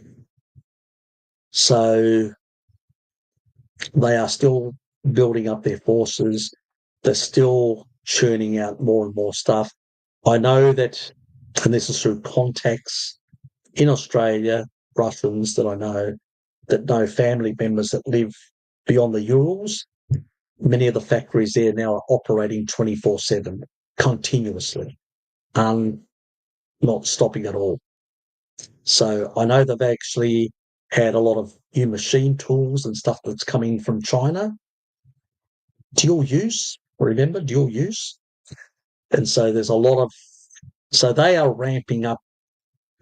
I still think that the Russians, they don't know what the Trump administration seems to be peaceful, but at the end of the day, it may not last. And they are wary. They're worried, what if Trump gets impeached by the neocons and the Democrats and gets removed, and other crazies take over again? We can't afford that. Or what if they come in after? They're not guaranteed that Vance will be elected after Trump. So I think at this stage, the Russians, they don't trust anybody in the West, whatever they say. The Germans have gone over there. Many others have gone over there, or either privately or secretly or whatever else. And pretty much they don't trust anyone. They basically, and I don't blame them, because every agreement that they've actually made with the West has been pretty much eroded. And even Trump himself, the intermediate range agreement that got scrapped. There's a lot of other agreements that got scrapped under Trump. So A lot of people forget this. That was driven by, people like Bolton at the time, but still, it happened under his regime, and that got pushed out completely. And so they view that there is still a growing threat from the West, understandable. And it's the reason that's, when it was Trump that actually got out of the agreement, and it's the reason then they started redeveloping a lot of the systems that at the end of the Cold War that actually developed. They were developing a whole lot of new type of weaponry. Once the Cold War finished and all that, a lot of that went into mothball. Since the escalation of 2014, they've been pulling all that stuff out and redeveloping it with now new technology, new capabilities, and all sorts. Now you've got better computers, better systems, so you can make them even better than what they intended back then. So now we're seeing a lot of these glide weapons, these hypersonic missiles, all sorts of things that got mothballed. I mean, many people think that this sort of nuclear-powered cruise missile that can loop around the planet as many times and just be out there flying and then attack when it's commanded to, that this happened now. That's a Soviet weapon that's now just been tested and further refined, and with new technologies, new computer, new software, sort of improved in a sense. But it's not, like something brand new. It's stuff that they'd already had to give up because of the agreements. The agreements that were done limited some of these. It forced basically the Americans and the Russians to move away from these medium range and short, medium range type ballistic missiles. So all that was sort of taken out. So now Russia was just left primarily with strategic ICBMs, intercontinental ballistic missiles. America the same, the submarine forces of both sides, and the cruise missiles. That's what was sort of left. Now, cruise missiles, because they go slower, they can be intercepted. But the moment, basically, Trump got, because of Bolton and people like that, got rid of the intermediate range sort of agreement, the Russians realised, okay, these guys could remember the Pershing and two missiles, those sort of missiles, hypersonic, medium range type type of missiles that came in and created a big crisis in Europe at the time, which forced the Russians to create a lot of these mobile units to up the ante. That got scrapped under that agreement, a large proportion of them. And so as a consequence of that, a lot of the programs that were being developed that came out of that prior to that treaty were pretty much shelved. The Americans scrapped all the Pershing and all the other sort of missiles that they'd actually stationed in Europe at the time, in Central Europe primarily. And again, people like Bolton and a few others convinced Trump to basically bring that sort of stuff back. And so the Russians said, okay, we're going to develop a lot of these sort of stuff. And from that, research and development of these products, there was a bit of a collaboration as well with the Chinese, because the Chinese have been providing like machine tools, because they produce a lot of machine tools, let's put it that way. And it was easier to get them from a market that was cheaper, competitive, and also one that wouldn't restrict certain technologies. So they were able to get a lot of this sort of stuff to improve their systems. But out of that also came a bit of collaboration on some of these systems, and it allowed the Chinese to acquire some know-how on some of these type of glide weapons and stuff like that, and ballistic systems and hypersonic systems. And that's why they also started developing these sort of things. Now, this sort of interdependency with the North Koreans are asking for similar things, know-how in these sort of things. So potentially what these globalist crazies have done is unleashed, and Russia's sort of sitting back and going, okay, we've got Iran, we've got North Korea, we've got all these other countries that really are welded to us. Why don't we give them these sort of weapons and really destabilise some of the other regions that the Anglo-American sort of elites have been trying to control? So that's what's likely going to happen. That's going to be, I think, the approach of the Russians is they do not trust at all. Yes, obviously they've been painted by the media as in a very racist way in some regards, as these monsters from Russia, but from their perspective, they've tried to be friendly and tried to trade. It's been as I said, the crazies in the State Department and the deep state that have been trying to break and sever those links. So, as I think, I can't remember who it was somebody that said, an ex-US diplomat, but I can forget his name, and he sort of said that even if Russia didn't have an old sort of communist history, they'd still find some way of demonizing them. They need a competition. They need an opponent, and so you need somebody to demonize. It's the way the elites can galvanize their populations, so to speak, in the same way.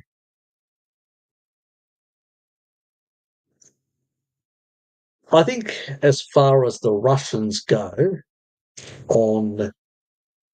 in a conventional way, they have a massive military machine. They have not fully deployed it because remember, they haven't declared war.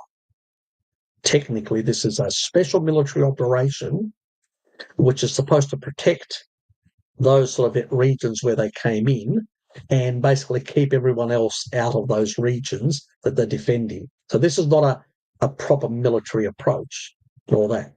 And what has also happened is the Russians have learnt a lot how to minimise the effect of Western weaponry. So for them, it's been very beneficial in one regard, even though, yes, they've lost some people and all that. But just look at from the Russian perspective, I also look, who has really lost? The Russians have acquired a whole lot of new know-how. Yes, they've lost a few ships. Yes, they've lost a few things. It's war. Both sides have lost. Okay? When you've got a lot of kinetic weapons going in both directions, you're going to have losses. But they haven't been massive losses. The Ukrainians have actually sustained massive losses.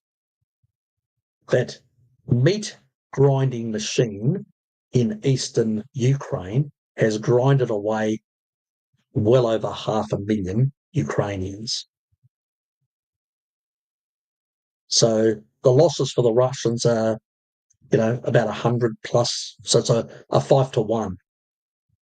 That's, and remember, Russia's already up to 750. So they would have, without that 100,000, they would have had 850, probably close to 900. So they still have massive forces that can bring to bear. So keep that in mind. So on the conventional side, let's look at Europe. Okay. Forces that have got half a chance of fighting. You've got the Poles, about 200,000 troops. The Greeks could be dragged in, another 100,000, probably with reserves, probably about up to 200,000 as well. Plus, they've got more tanks than anyone else in Western Europe. So, I mean, the British have got less than 200 tanks. The Greeks have got about 1,300 tanks, and most of them are quite, fairly. Well, a lot of them are. There's close to nearly 400 odd, well, 353 to be more precise, of Leopard tanks, Leopard 2.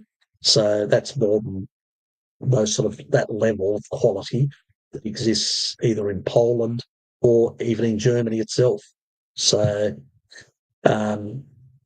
pretty much you couldn't get the Germans out of the barracks. They are very much a force that's not war capable at this point.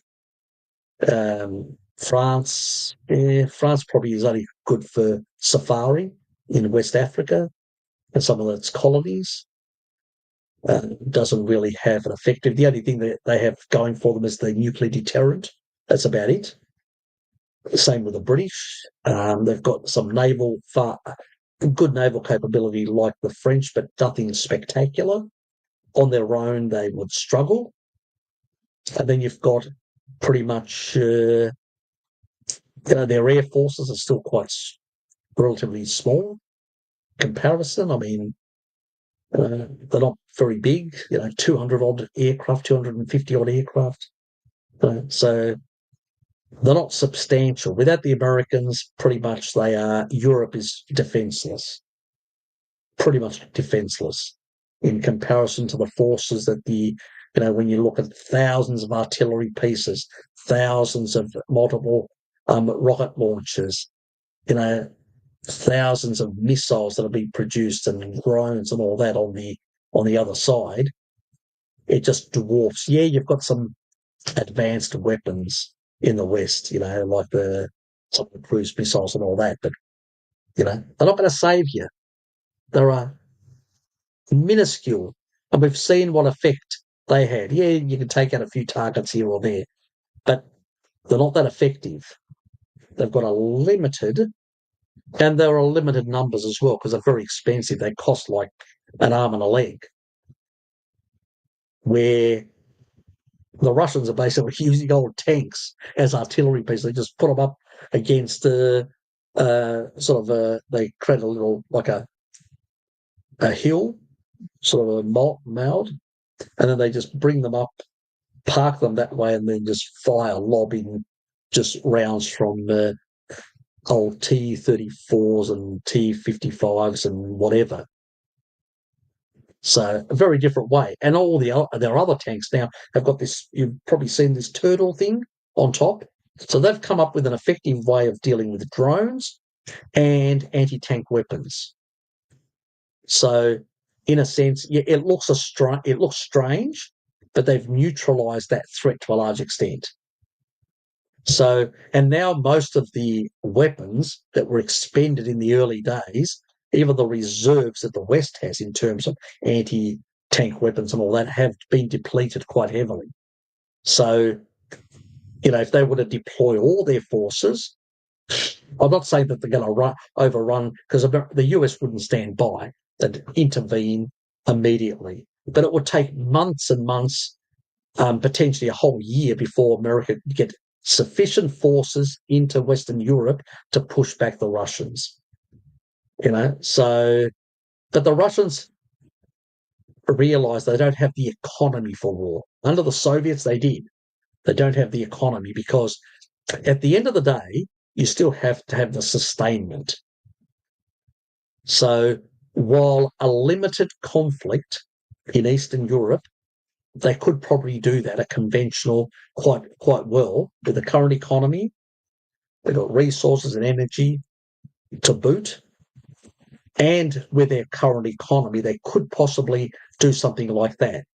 Beyond that, like a major sort of conflict, it'd be very hard because they don't have the financial capacity to sustain long-term warfare. You still have to have money and economy to basically build things and invest things and purchase things, unless they turn their whole economy into a military machine, a bit like Hitler did, which is basically a war economy, or as one economist called it, a vampire economy. It sucks the blood out of every piece of the economy and just puts it into a war machine.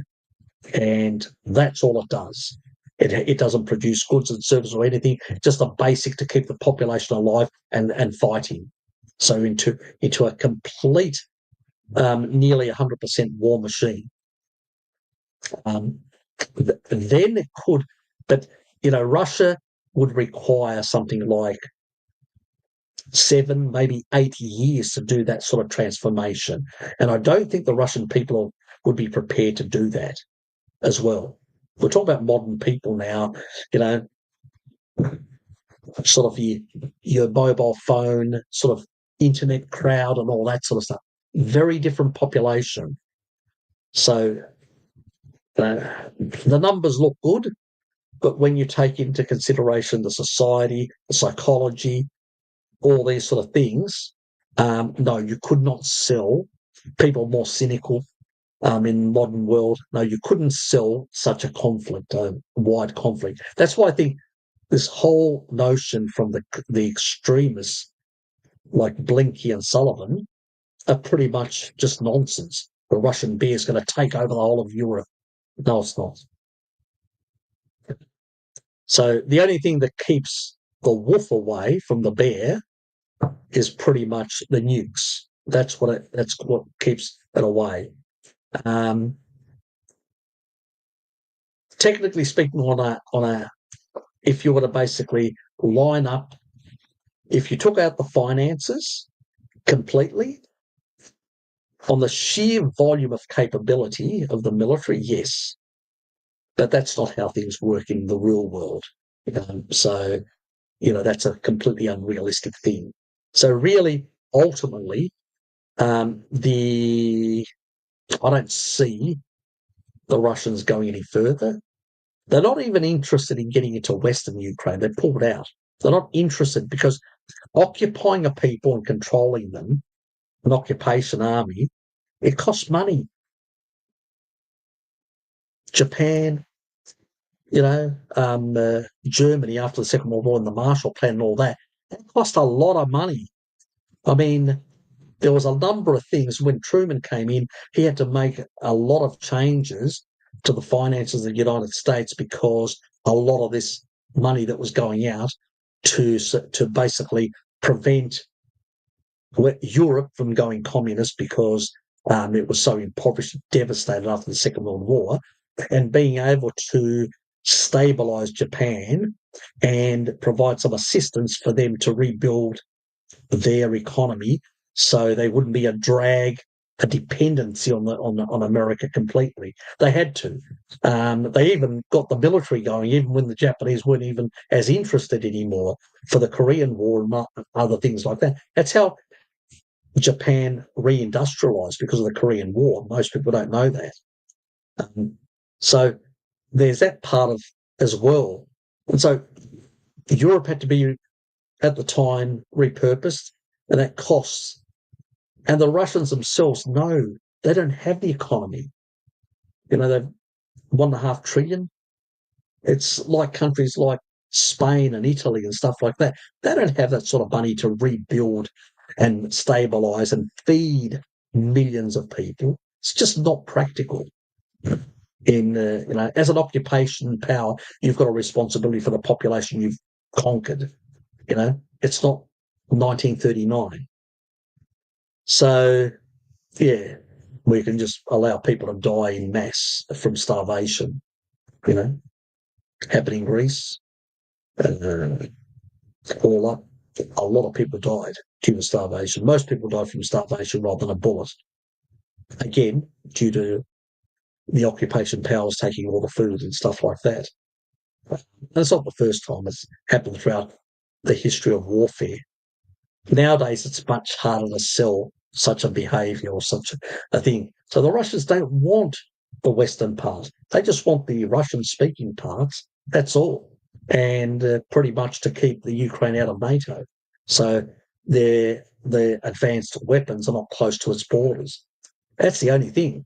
To give them also enough time, because they know eventually there's going to be more advanced weaponry that will come into Central Europe that will put at threat, like hypersonic stuff and all that. And they're already planning to relocate a lot of their systems beyond the Urals, a lot of their strategic weapons, so they're further away from reach of the US. So that's the other thing. And also considering increasing the ballistic missile submarine force as well for the same reason. They feel the vulnerability. in that regard. So that's really what's happening, and I don't think, Raymond, that the sort of Russians are interested in that. Within the current theatre, yes, they can hold their own. In the current theatre, it's close to their supply lines, close to their fuel, food, material. Everything's close. It doesn't have to travel a long distance.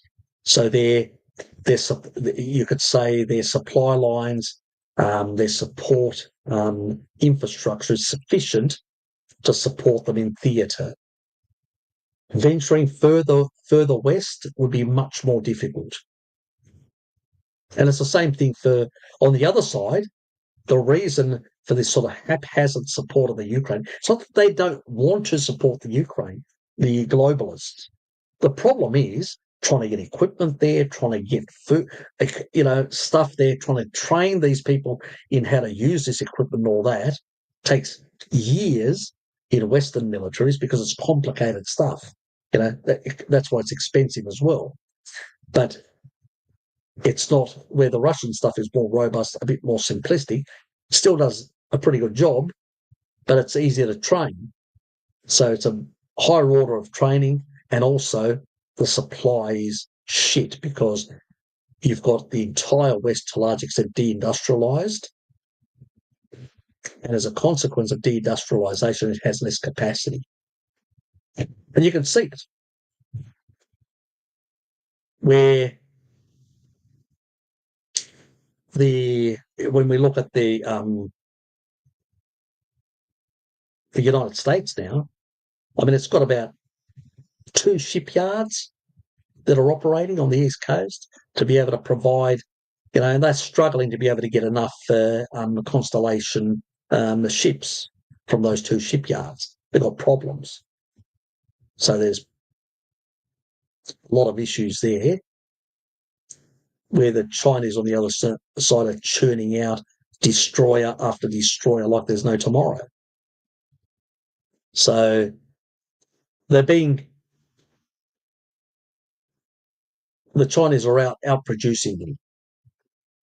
Trump realises that, and that's why he wants to do to protect the shipyards, and also push out some of the. I think he's going to nationalise some of them that were foreign bought, and I think he's going to kick them out and nationalise them, and actually try and get some sort of legislation through the Congress and the Senate in order to allow him to build these things, all these Constellation and the future. There's the future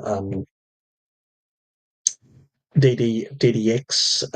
So there's a new destroyer. So the current one has got 96 cells. The future one is going to, because the Chinese are starting to build up. I think their new one has got 115 cells. In comparison to the current destroyer that the US has, which has got the Ali Burke 96 cells. So the Chinese can put more missiles, but obviously they don't have as many. But that's going to become the main one that they continually build from now on. So the Americans are actually looking at one now that's going to be a bit like a cruiser size, slightly larger.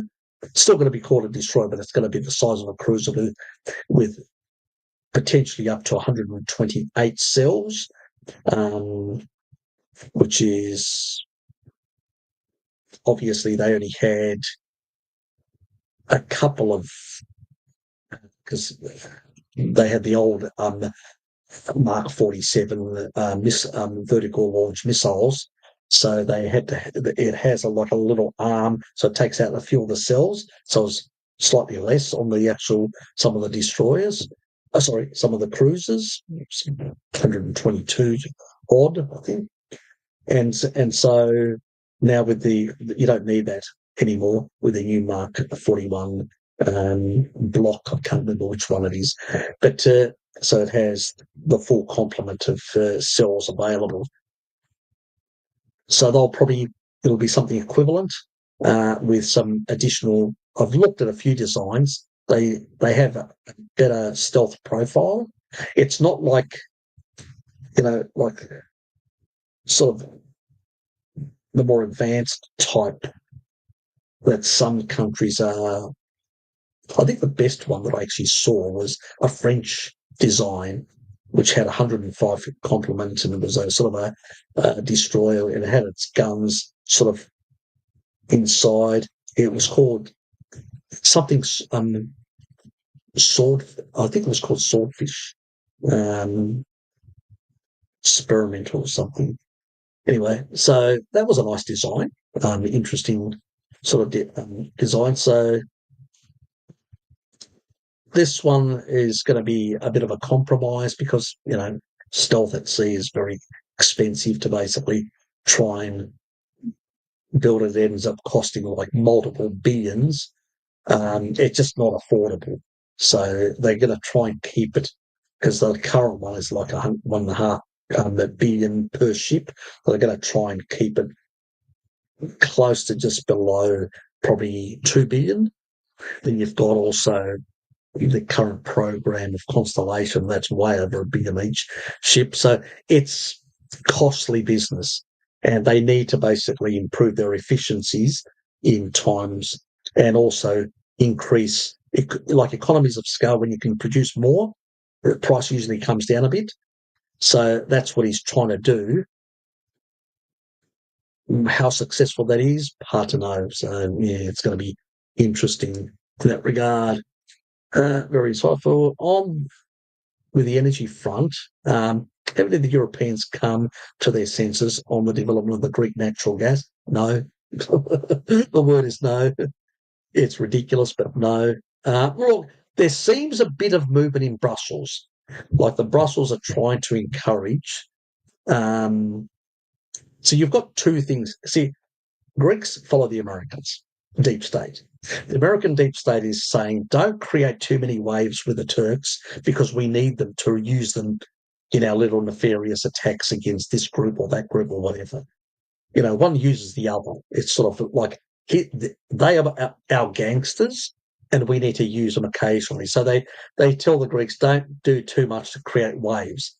On the other hand, the Europeans are sort of waking up in Brussels, some of them, are saying, no, they're putting out these plans and saying, no, we recognise these sort of territorial as legitimate because they are following the rules-based order and the treaties because anything beyond 3 miles from the coast belongs to Greece. It's in the Treaty of Lausanne. It's quite clear. So it's not ambiguous. And they would like to see now some of these resources come out because they know they can't get them from anywhere else to make themselves competitive. So there is a bit of a movement happening. It's slow, but the problem is not so much the Europeans, it's the Greek government. The Greek government is controlled by the American deep state. And until the American deep state, and it's a slow-moving shifts, it's starting to shift towards the Kurds now and slowly towards like the Cypriots and now slowly towards the Greeks. As that ship starts moving, you will see this shift happening in the geopolitics, and you'll see these politicians starting to change their tune in Greece. So that's what's really happening.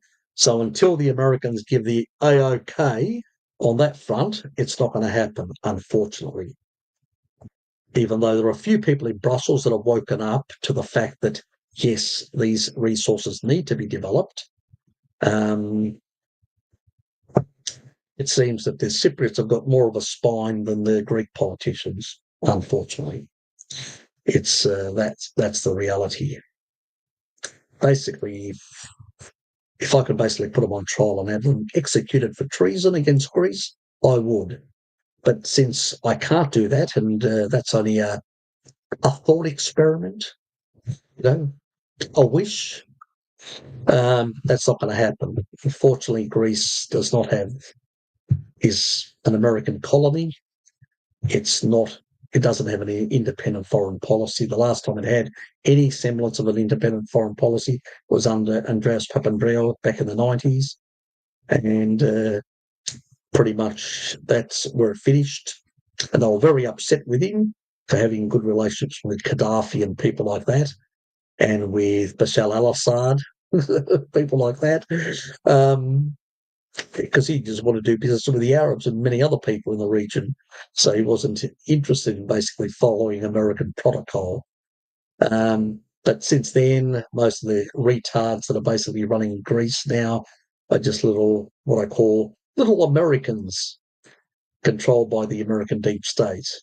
And most of them are young global leaders. So they are WEF proteges, like the current Prime Minister is basically, you would think that that Klaus Schwab birthed him. That's how loyal he is to the globalists. And even his daughter, she's basically getting money she's got her own NGO and getting funds from our dear, lovely friend George Soros and Alex Soros. So pretty much the type of characters that are running the country. They don't give a shit about Greece or the people. And that's why in the last elections, well over 50% of the population, I think it was 53, didn't vote. And the current government, and this is in the European elections, current government collapsed to less than a quarter of the half, which is like their support is something like 13%. It's ridiculously low. The problem with Greece is there's no alternative because they're all the same. They're all Soros backed NGOs and controlled and all that, and their families are involved in all these politicians. The Soros family has penetrated the Greek establishment extremely well. Because I've done a background check on a lot of these politicians and leaders. It's horrifying, and it happened because of the economic collapse. And that's why I criticise Merkel, because Merkel, trying to punish the Greeks, handed Greece over to the globalists. That's what she did, and undermined her own self in Europe because handed over these people over. Greeks that don't vote for extremist parties. So they'll either won't vote, but they won't vote like in Italy where they'll vote for a far-right politician. That won't, or in France or in Germany or elsewhere. Greeks just don't. Because of their Orthodox Christianity, they dislike vehemently these sort of characters because they believe that they are paganists. The far right, the far left are paganists, and so atheist paganists. So they are hostile against these people. So they're most likely to support more centre right or centre left or politicians of the centre or whatever. And when those people are being sold out and do nothing, then they just walk away from the whole process and go, I've had enough of all this shit. So, and I know some of my relatives have done that, and I've tried to beg them to vote for certain alternative, minor parties and for them to grow of people that at least are saying some positive things and seem to want to have an independent foreign policy for Greece, a bit different, and put the national interest a bit further in front. But a lot of these political parties are very small, like 5-6%. They're not getting traction in the country or at the political level. The major media is very corrupt and gets a lot of money from the globalists as well. So as people have moved away from the mass media, a lot of its funding comes from BlackRock, State Street and Vanguard in Greece and in a number of other European countries. But in particular Greece, because there's a lot of channels and they can't generate enough income from commercials and stuff like that since the economic crisis. So they're dependent on these foreign to prop them up. So these are fake investments to prop up a sick political system. And, that's why the situation is where it is currently in the country. So, yes, it is what it is in that regard. The Greek WEFers will be glad you don't launch a coup from Tassie. My family has been in politics, and on dad's side, and my uncle used to be a minister in the PASOK government of Andreas Papandreou, that prime minister who was following an independent foreign policy, who was a friend of Gaddafi's and Bashar al-Assad's father in Syria and many other people like that, and had good relationships with the Russians. And basically, while he may have been an ally of the Americans, he didn't really, take kindly to their interference. So he was much more patriotic in that regard than many of the others that have come since the Second World War. I think to a large extent, the Second World War really damaged Greece. Up until the Second World War, Greece had a very independent political system. There wasn't, it may have allied itself with the British or whatever, but it was independent. The country produced its own weapons. Per capita, the population it had, I think it was either second or third in terms per capita of industrialization. So it wasn't a backwater. Remember, they had one of the first air forces in the world, and a strong military industrial complex. That's how they liberated a lot of the land and were one of the most ferocious militaries in Europe, as they were even there. Many of their opponents or other military experts that actually testified to. So the problem was, after the Second World War, the country was so devastated.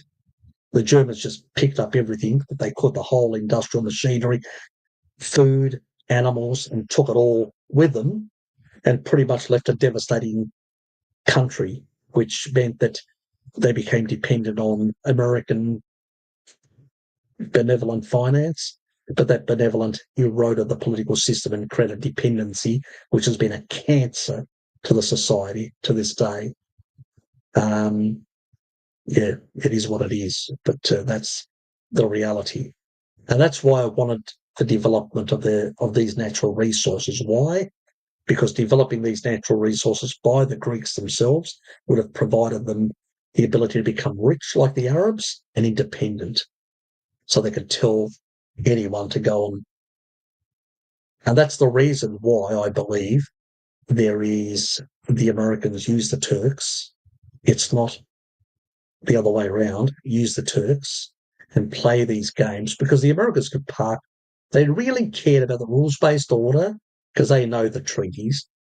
They could park 2 aircraft carriers and say to the go ahead, declare all your stuff and all that, the exclusive economic zone, your territorial extent, and we'll back you because that's the right thing. Because they seem to champion the rules-based order for other countries, but it's selective.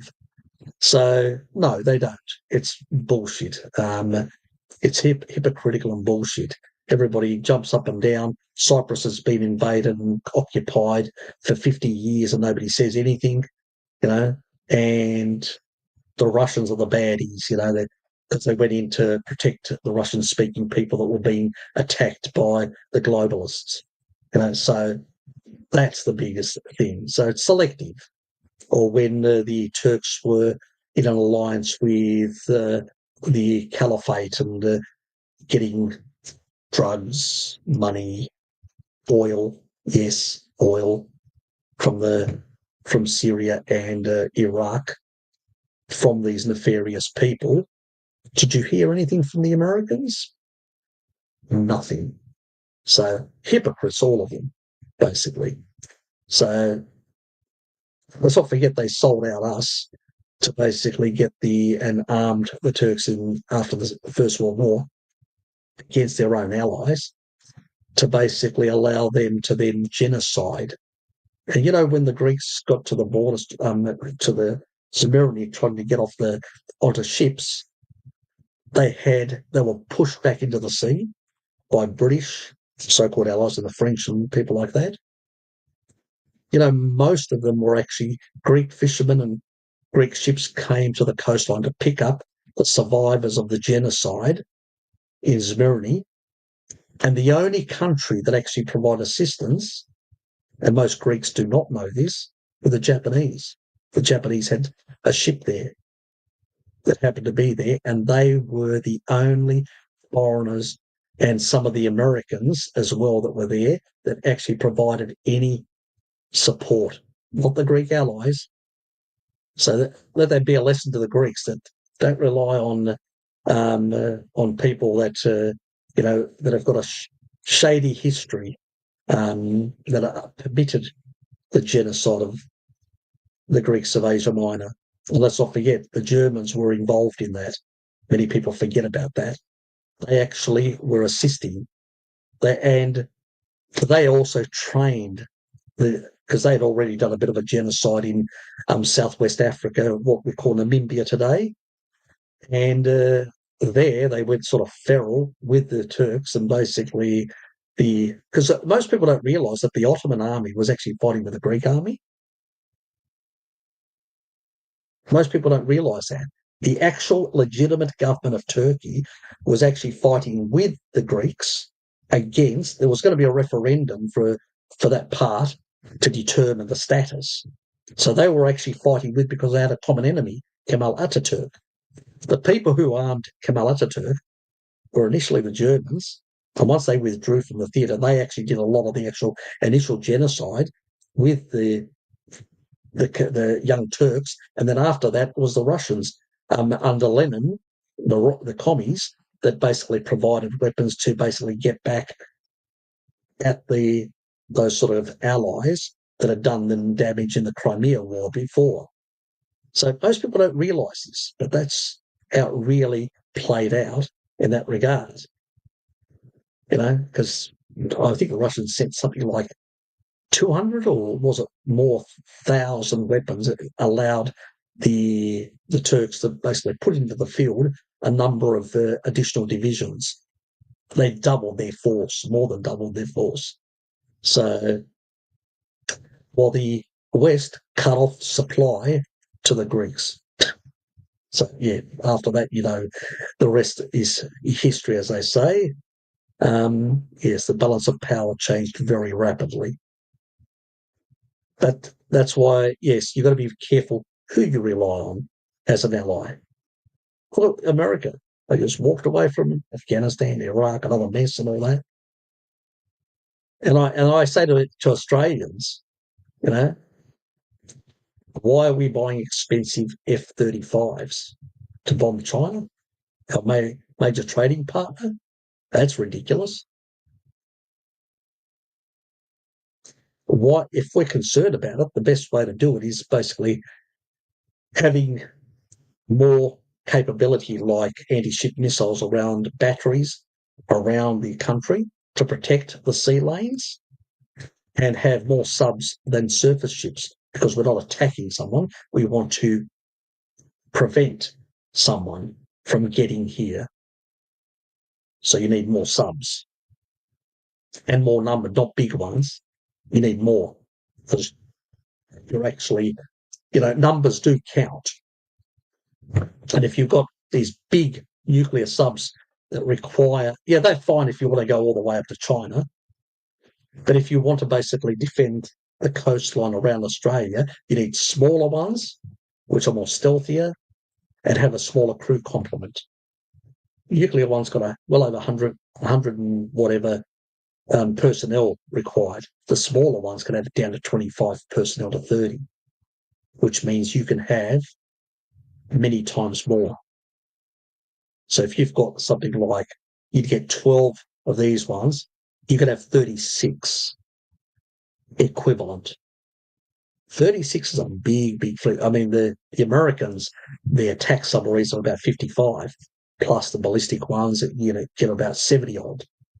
If you have conventional 30 odd or whatever, that's a big deterrent for somebody to try and invade your country from a long distance, which is very hard to do.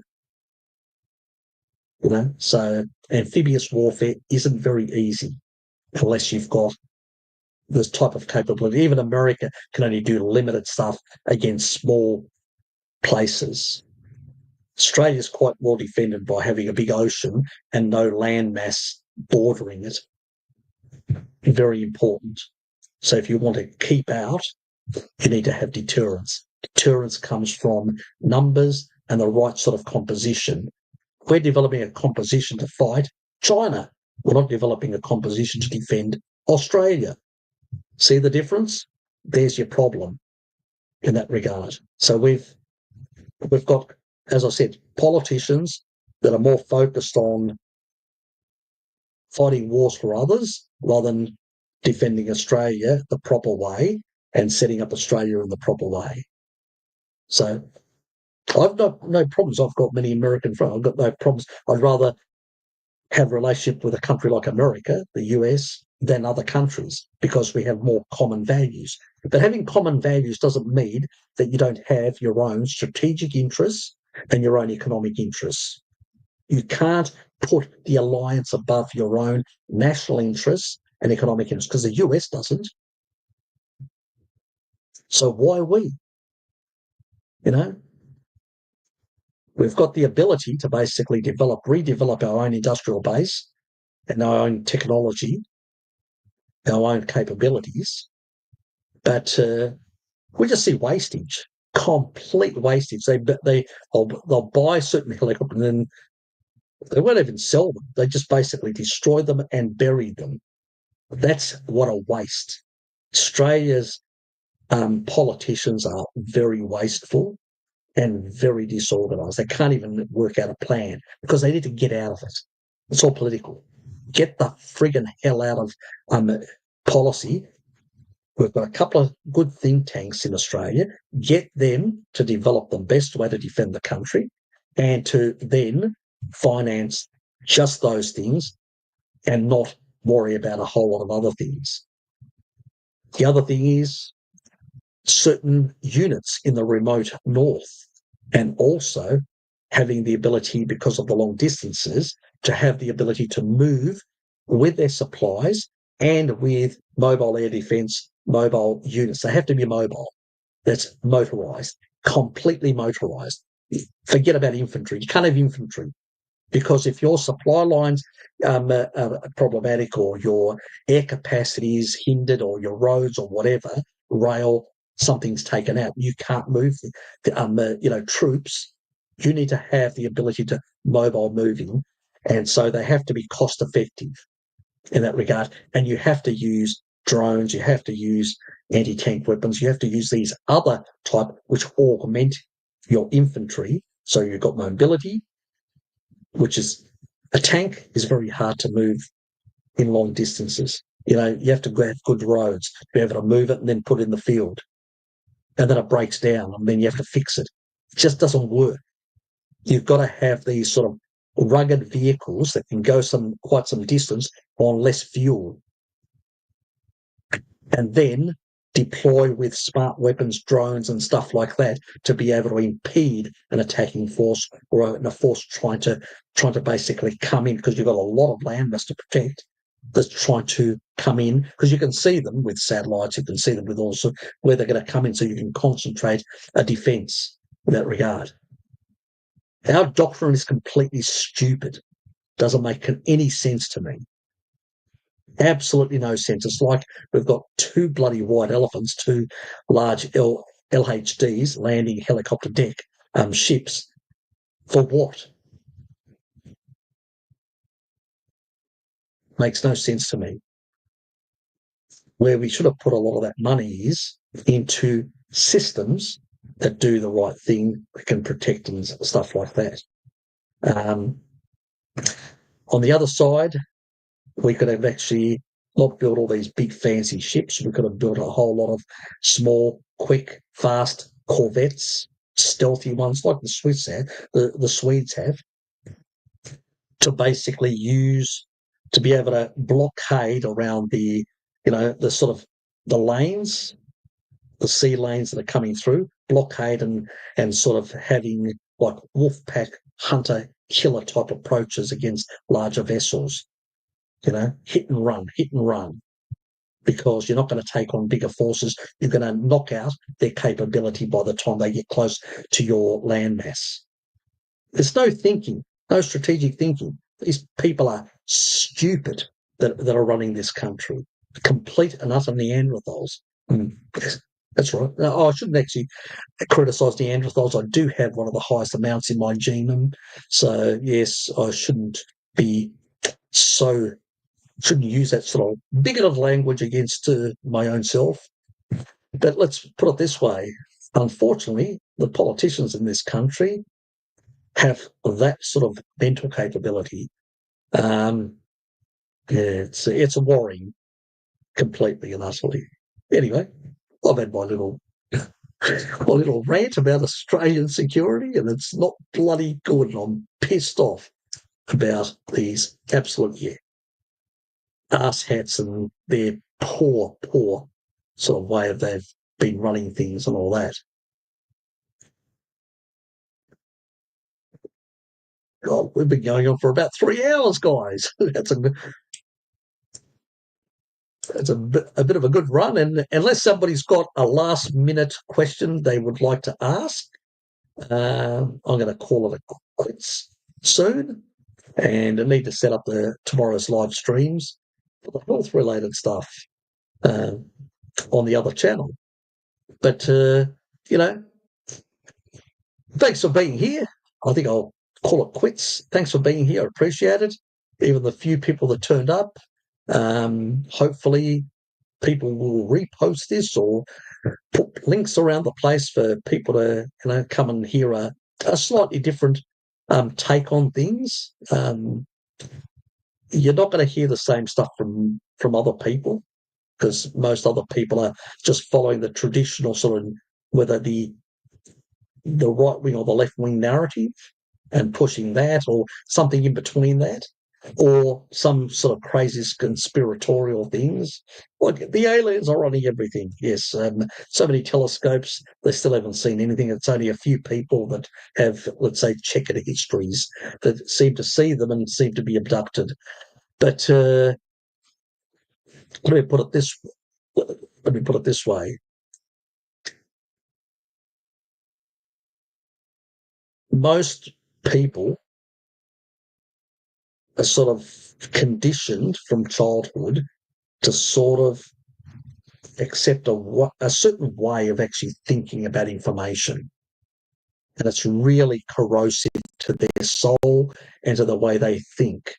And it's really hard. And that's why people get locked into certain things in their thinking, which is unfortunate. I'm more eclectic and tend to be a bit more I've always been a maverick from a young age, and sort of I've been always interested in how things work.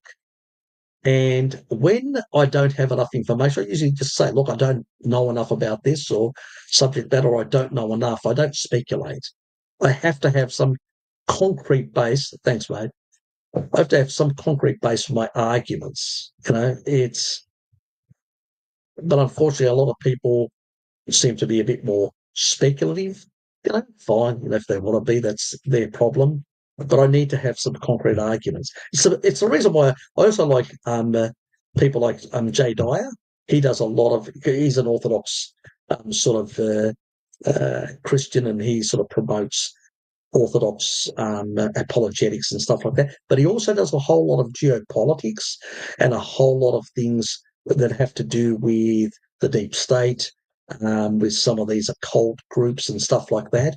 So there's a whole lot of interesting stuff that you will hear from him. He's got a good take on a number of things. And he as well, he actually uses their documents, and he points out they've told you this stuff. Here it is. It's in black and white. It's not conspiracy.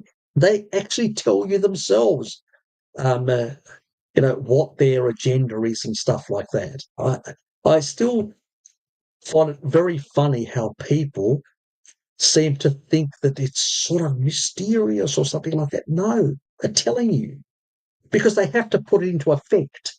They have to convince a certain amount of people. They have to put certain things into play. Things don't happen in a vacuum. There has to be some level of planning for things to happen. There has to be some underlying financing of certain things, like black projects. There may be black projects, advanced technology, weapons, and whatever.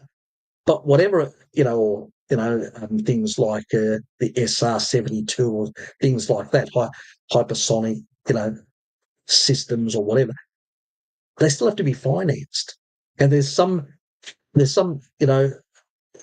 details out there you could actually find in documentation or whatever. Some university that's been asked to look into and analyse some of this stuff, and then you've got some of the official stuff like foreign affairs from the deep state, which is the Council of Foreign Relations, and then you've got basically the national interest, and magazines like this that come from these sort of people that write about these subject matters, that reveal their hand. It's like, the colonel that basically revealed some of the plans for the Middle East, the way they're going to rewrite the borders. So they're already preparing the groundwork, that it's called a conspiracy, it drives me crazy. They're already preparing the groundwork. A lot of the details are out there. A lot of people basically think that they'll try to basically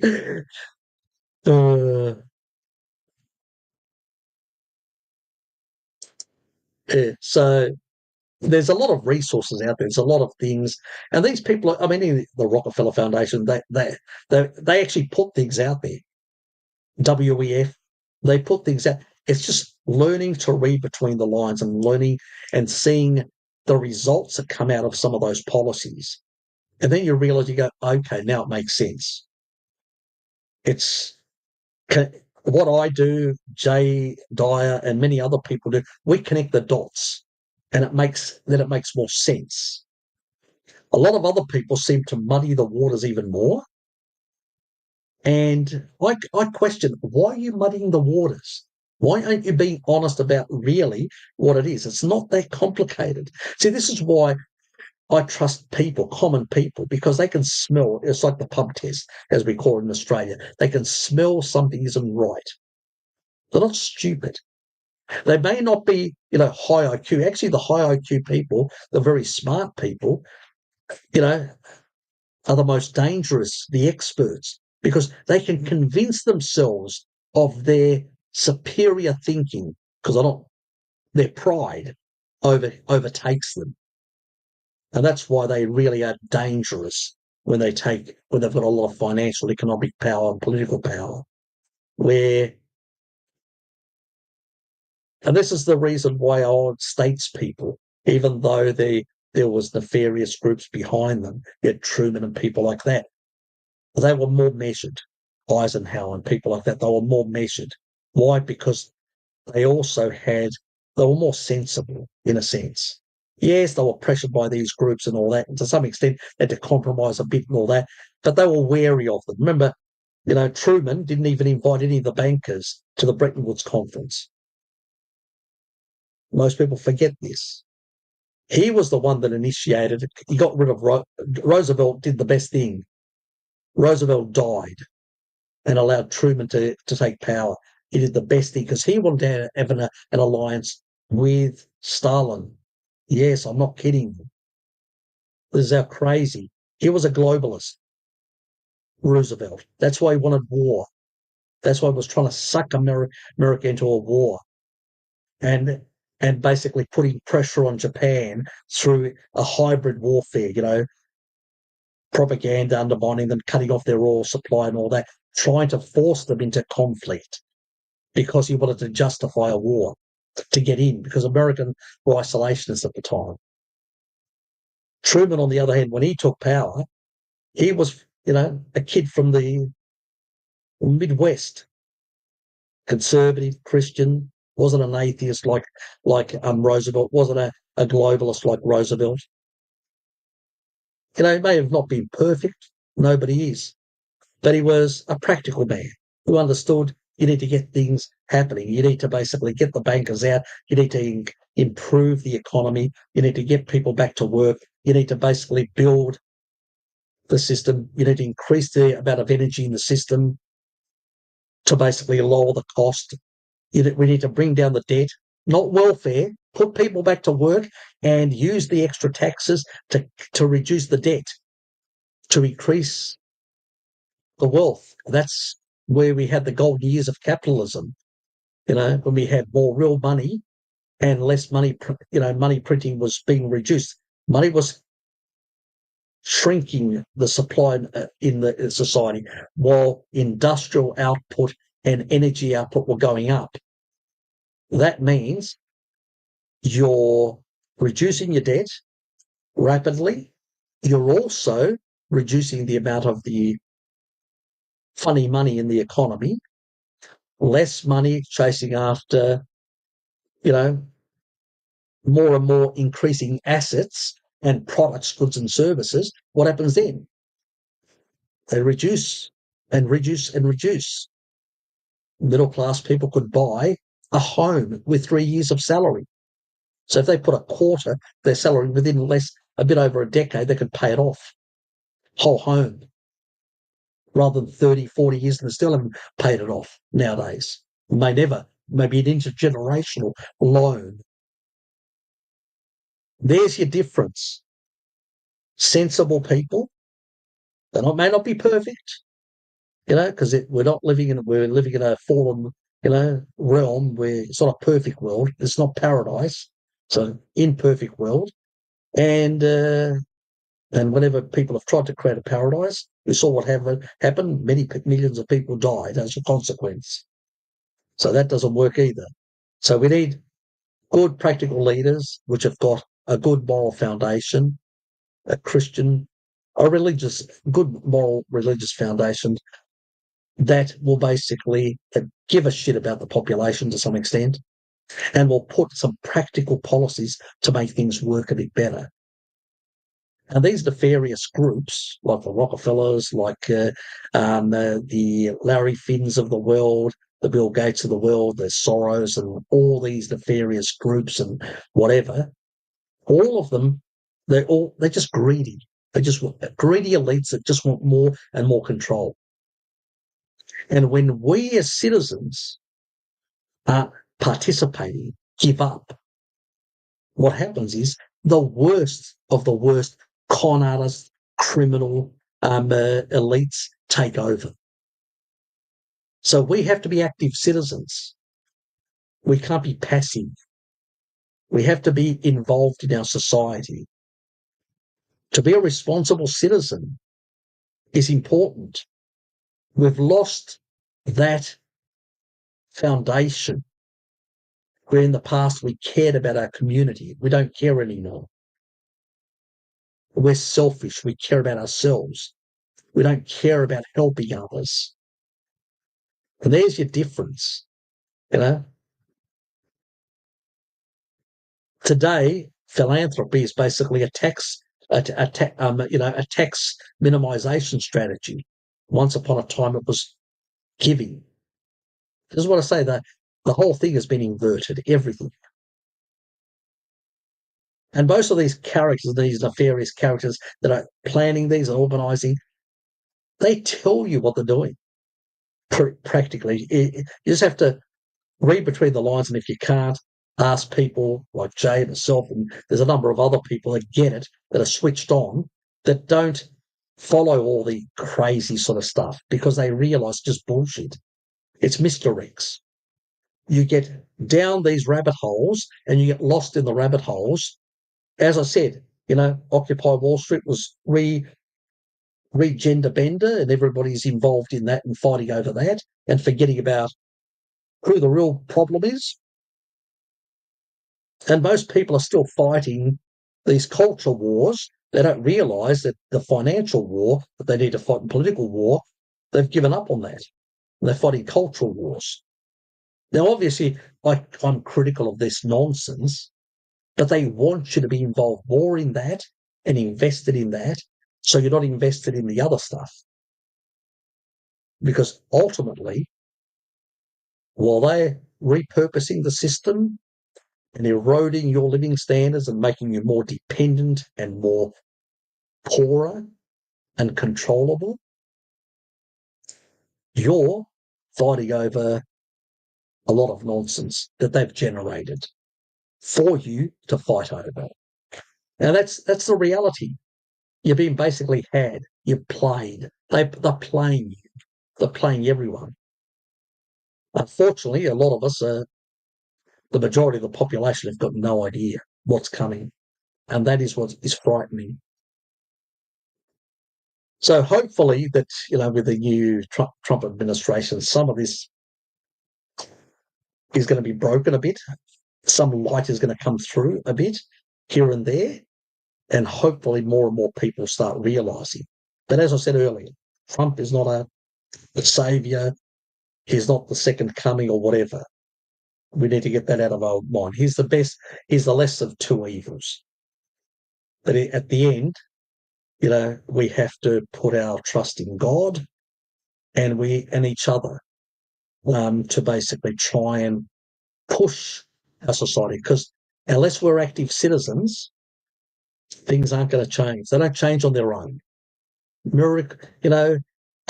Things don't happen for no reason. You have to be an active citizen and be involved. And sometimes it means that you've got to put yourself in a bit of an uncomfortable situation as well. And I have on a number of occasions, and it has hurt my career, I have to be honest. But I can't live with myself otherwise. I have to still live with myself. I have to be able to look in the mirror and be, and not feel ashamed of being Harry. So that's why I don't jump on any bandwagon. I realise that all of us, to some extent, none of us are perfect. But you have to have some core foundation of decency, respect for, your fellow man as well. I mean, I don't hate these people. Even though I reject their lifestyle, their whatever, I don't hate them. It's not for me to judge. Christ will judge them in the end, not for me. But I still believe that they have succumbed to evil and they're pushing evil things and all that. And I have to oppose that for sure. But I also have to basically expose those who are financing and supporting this behind them. And we know who they are. The Larry Finns of the world, the Bill Gates of the world, the Soros of the world. These are the characters that are actually financing these NGOs, financing all these different groups that are pushing this sort of stuff. And we need to expose them.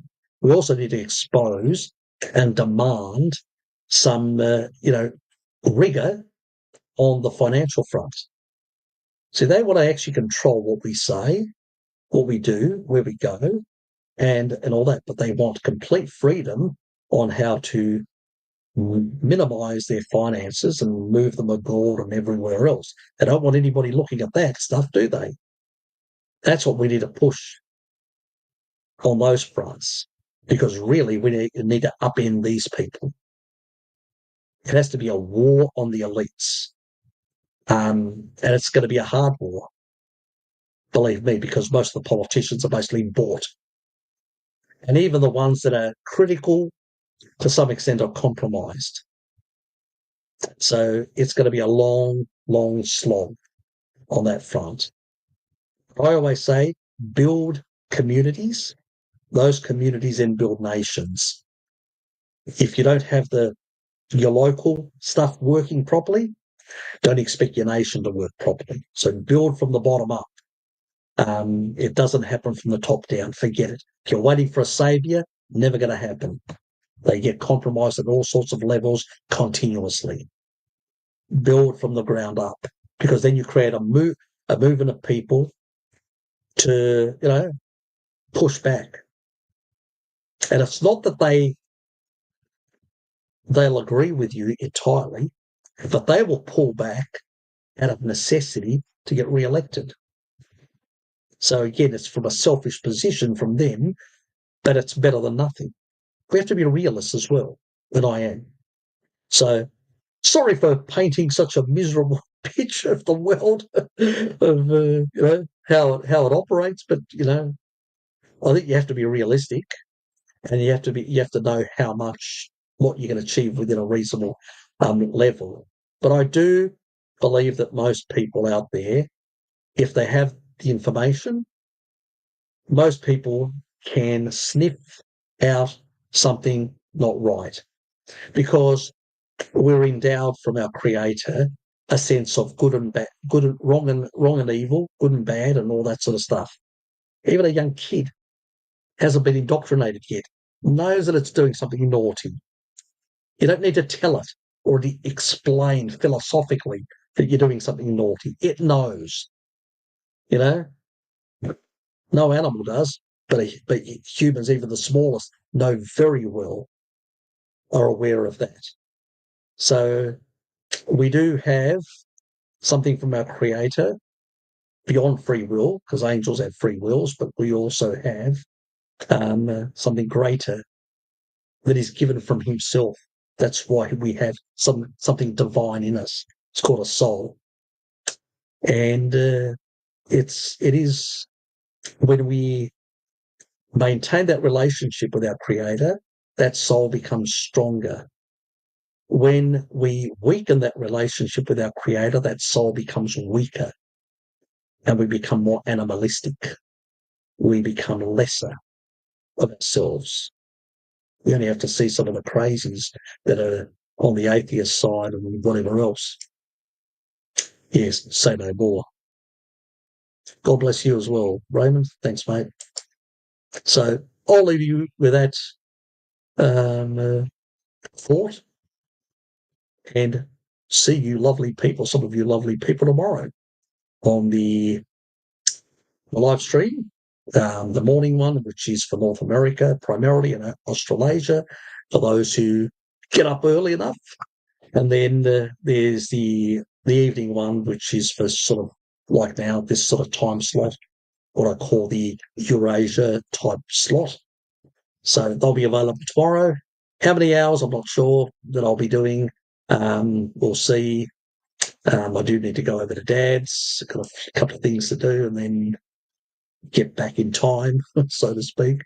So, yeah, we'll see how that all plays out tomorrow. So there may be one shorter than the other. The evening one is much easier because I started and I don't care what time it really finishes. But the morning one is always a bit of a hassle because I've got other things to do sometimes. And so last week I was busy. This week I just have to go over at lunchtime and have lunch with Dad and a couple of other things, and we show him how to bloody use a mobile phone. I got him a new mobile phone because the other one died, so I think he's got it. We did do a few tests yesterday. I'm hoping he's got it. Anyway, 90 years old, he was sitting there wondering, oh, Harry's name is there. Didn't think, because I had put it on the speaker and he thought, now I've got a thing I've thought about. I said, I initiated. I don't care for the noise other people, but when it goes off, it starts doing this musical thing. Got to be annoying. And then he's an old man, so maybe a grumpy old man or annoying old man. And then he knows that he has to basically slide it up. And that's where he has a difficulty, trying to get the slide. Goes on the button. I said, below, Dad, below. He's sliding like, oh, it's crazy. Should have seen it. Very funny as well. Eventually he got it. And I said, now the volume has gone off. That means you've opened a connection. Let's talk. Funny trying to explain modern technology to older people. Well, I'll leave you with that thought. Anyway, see us.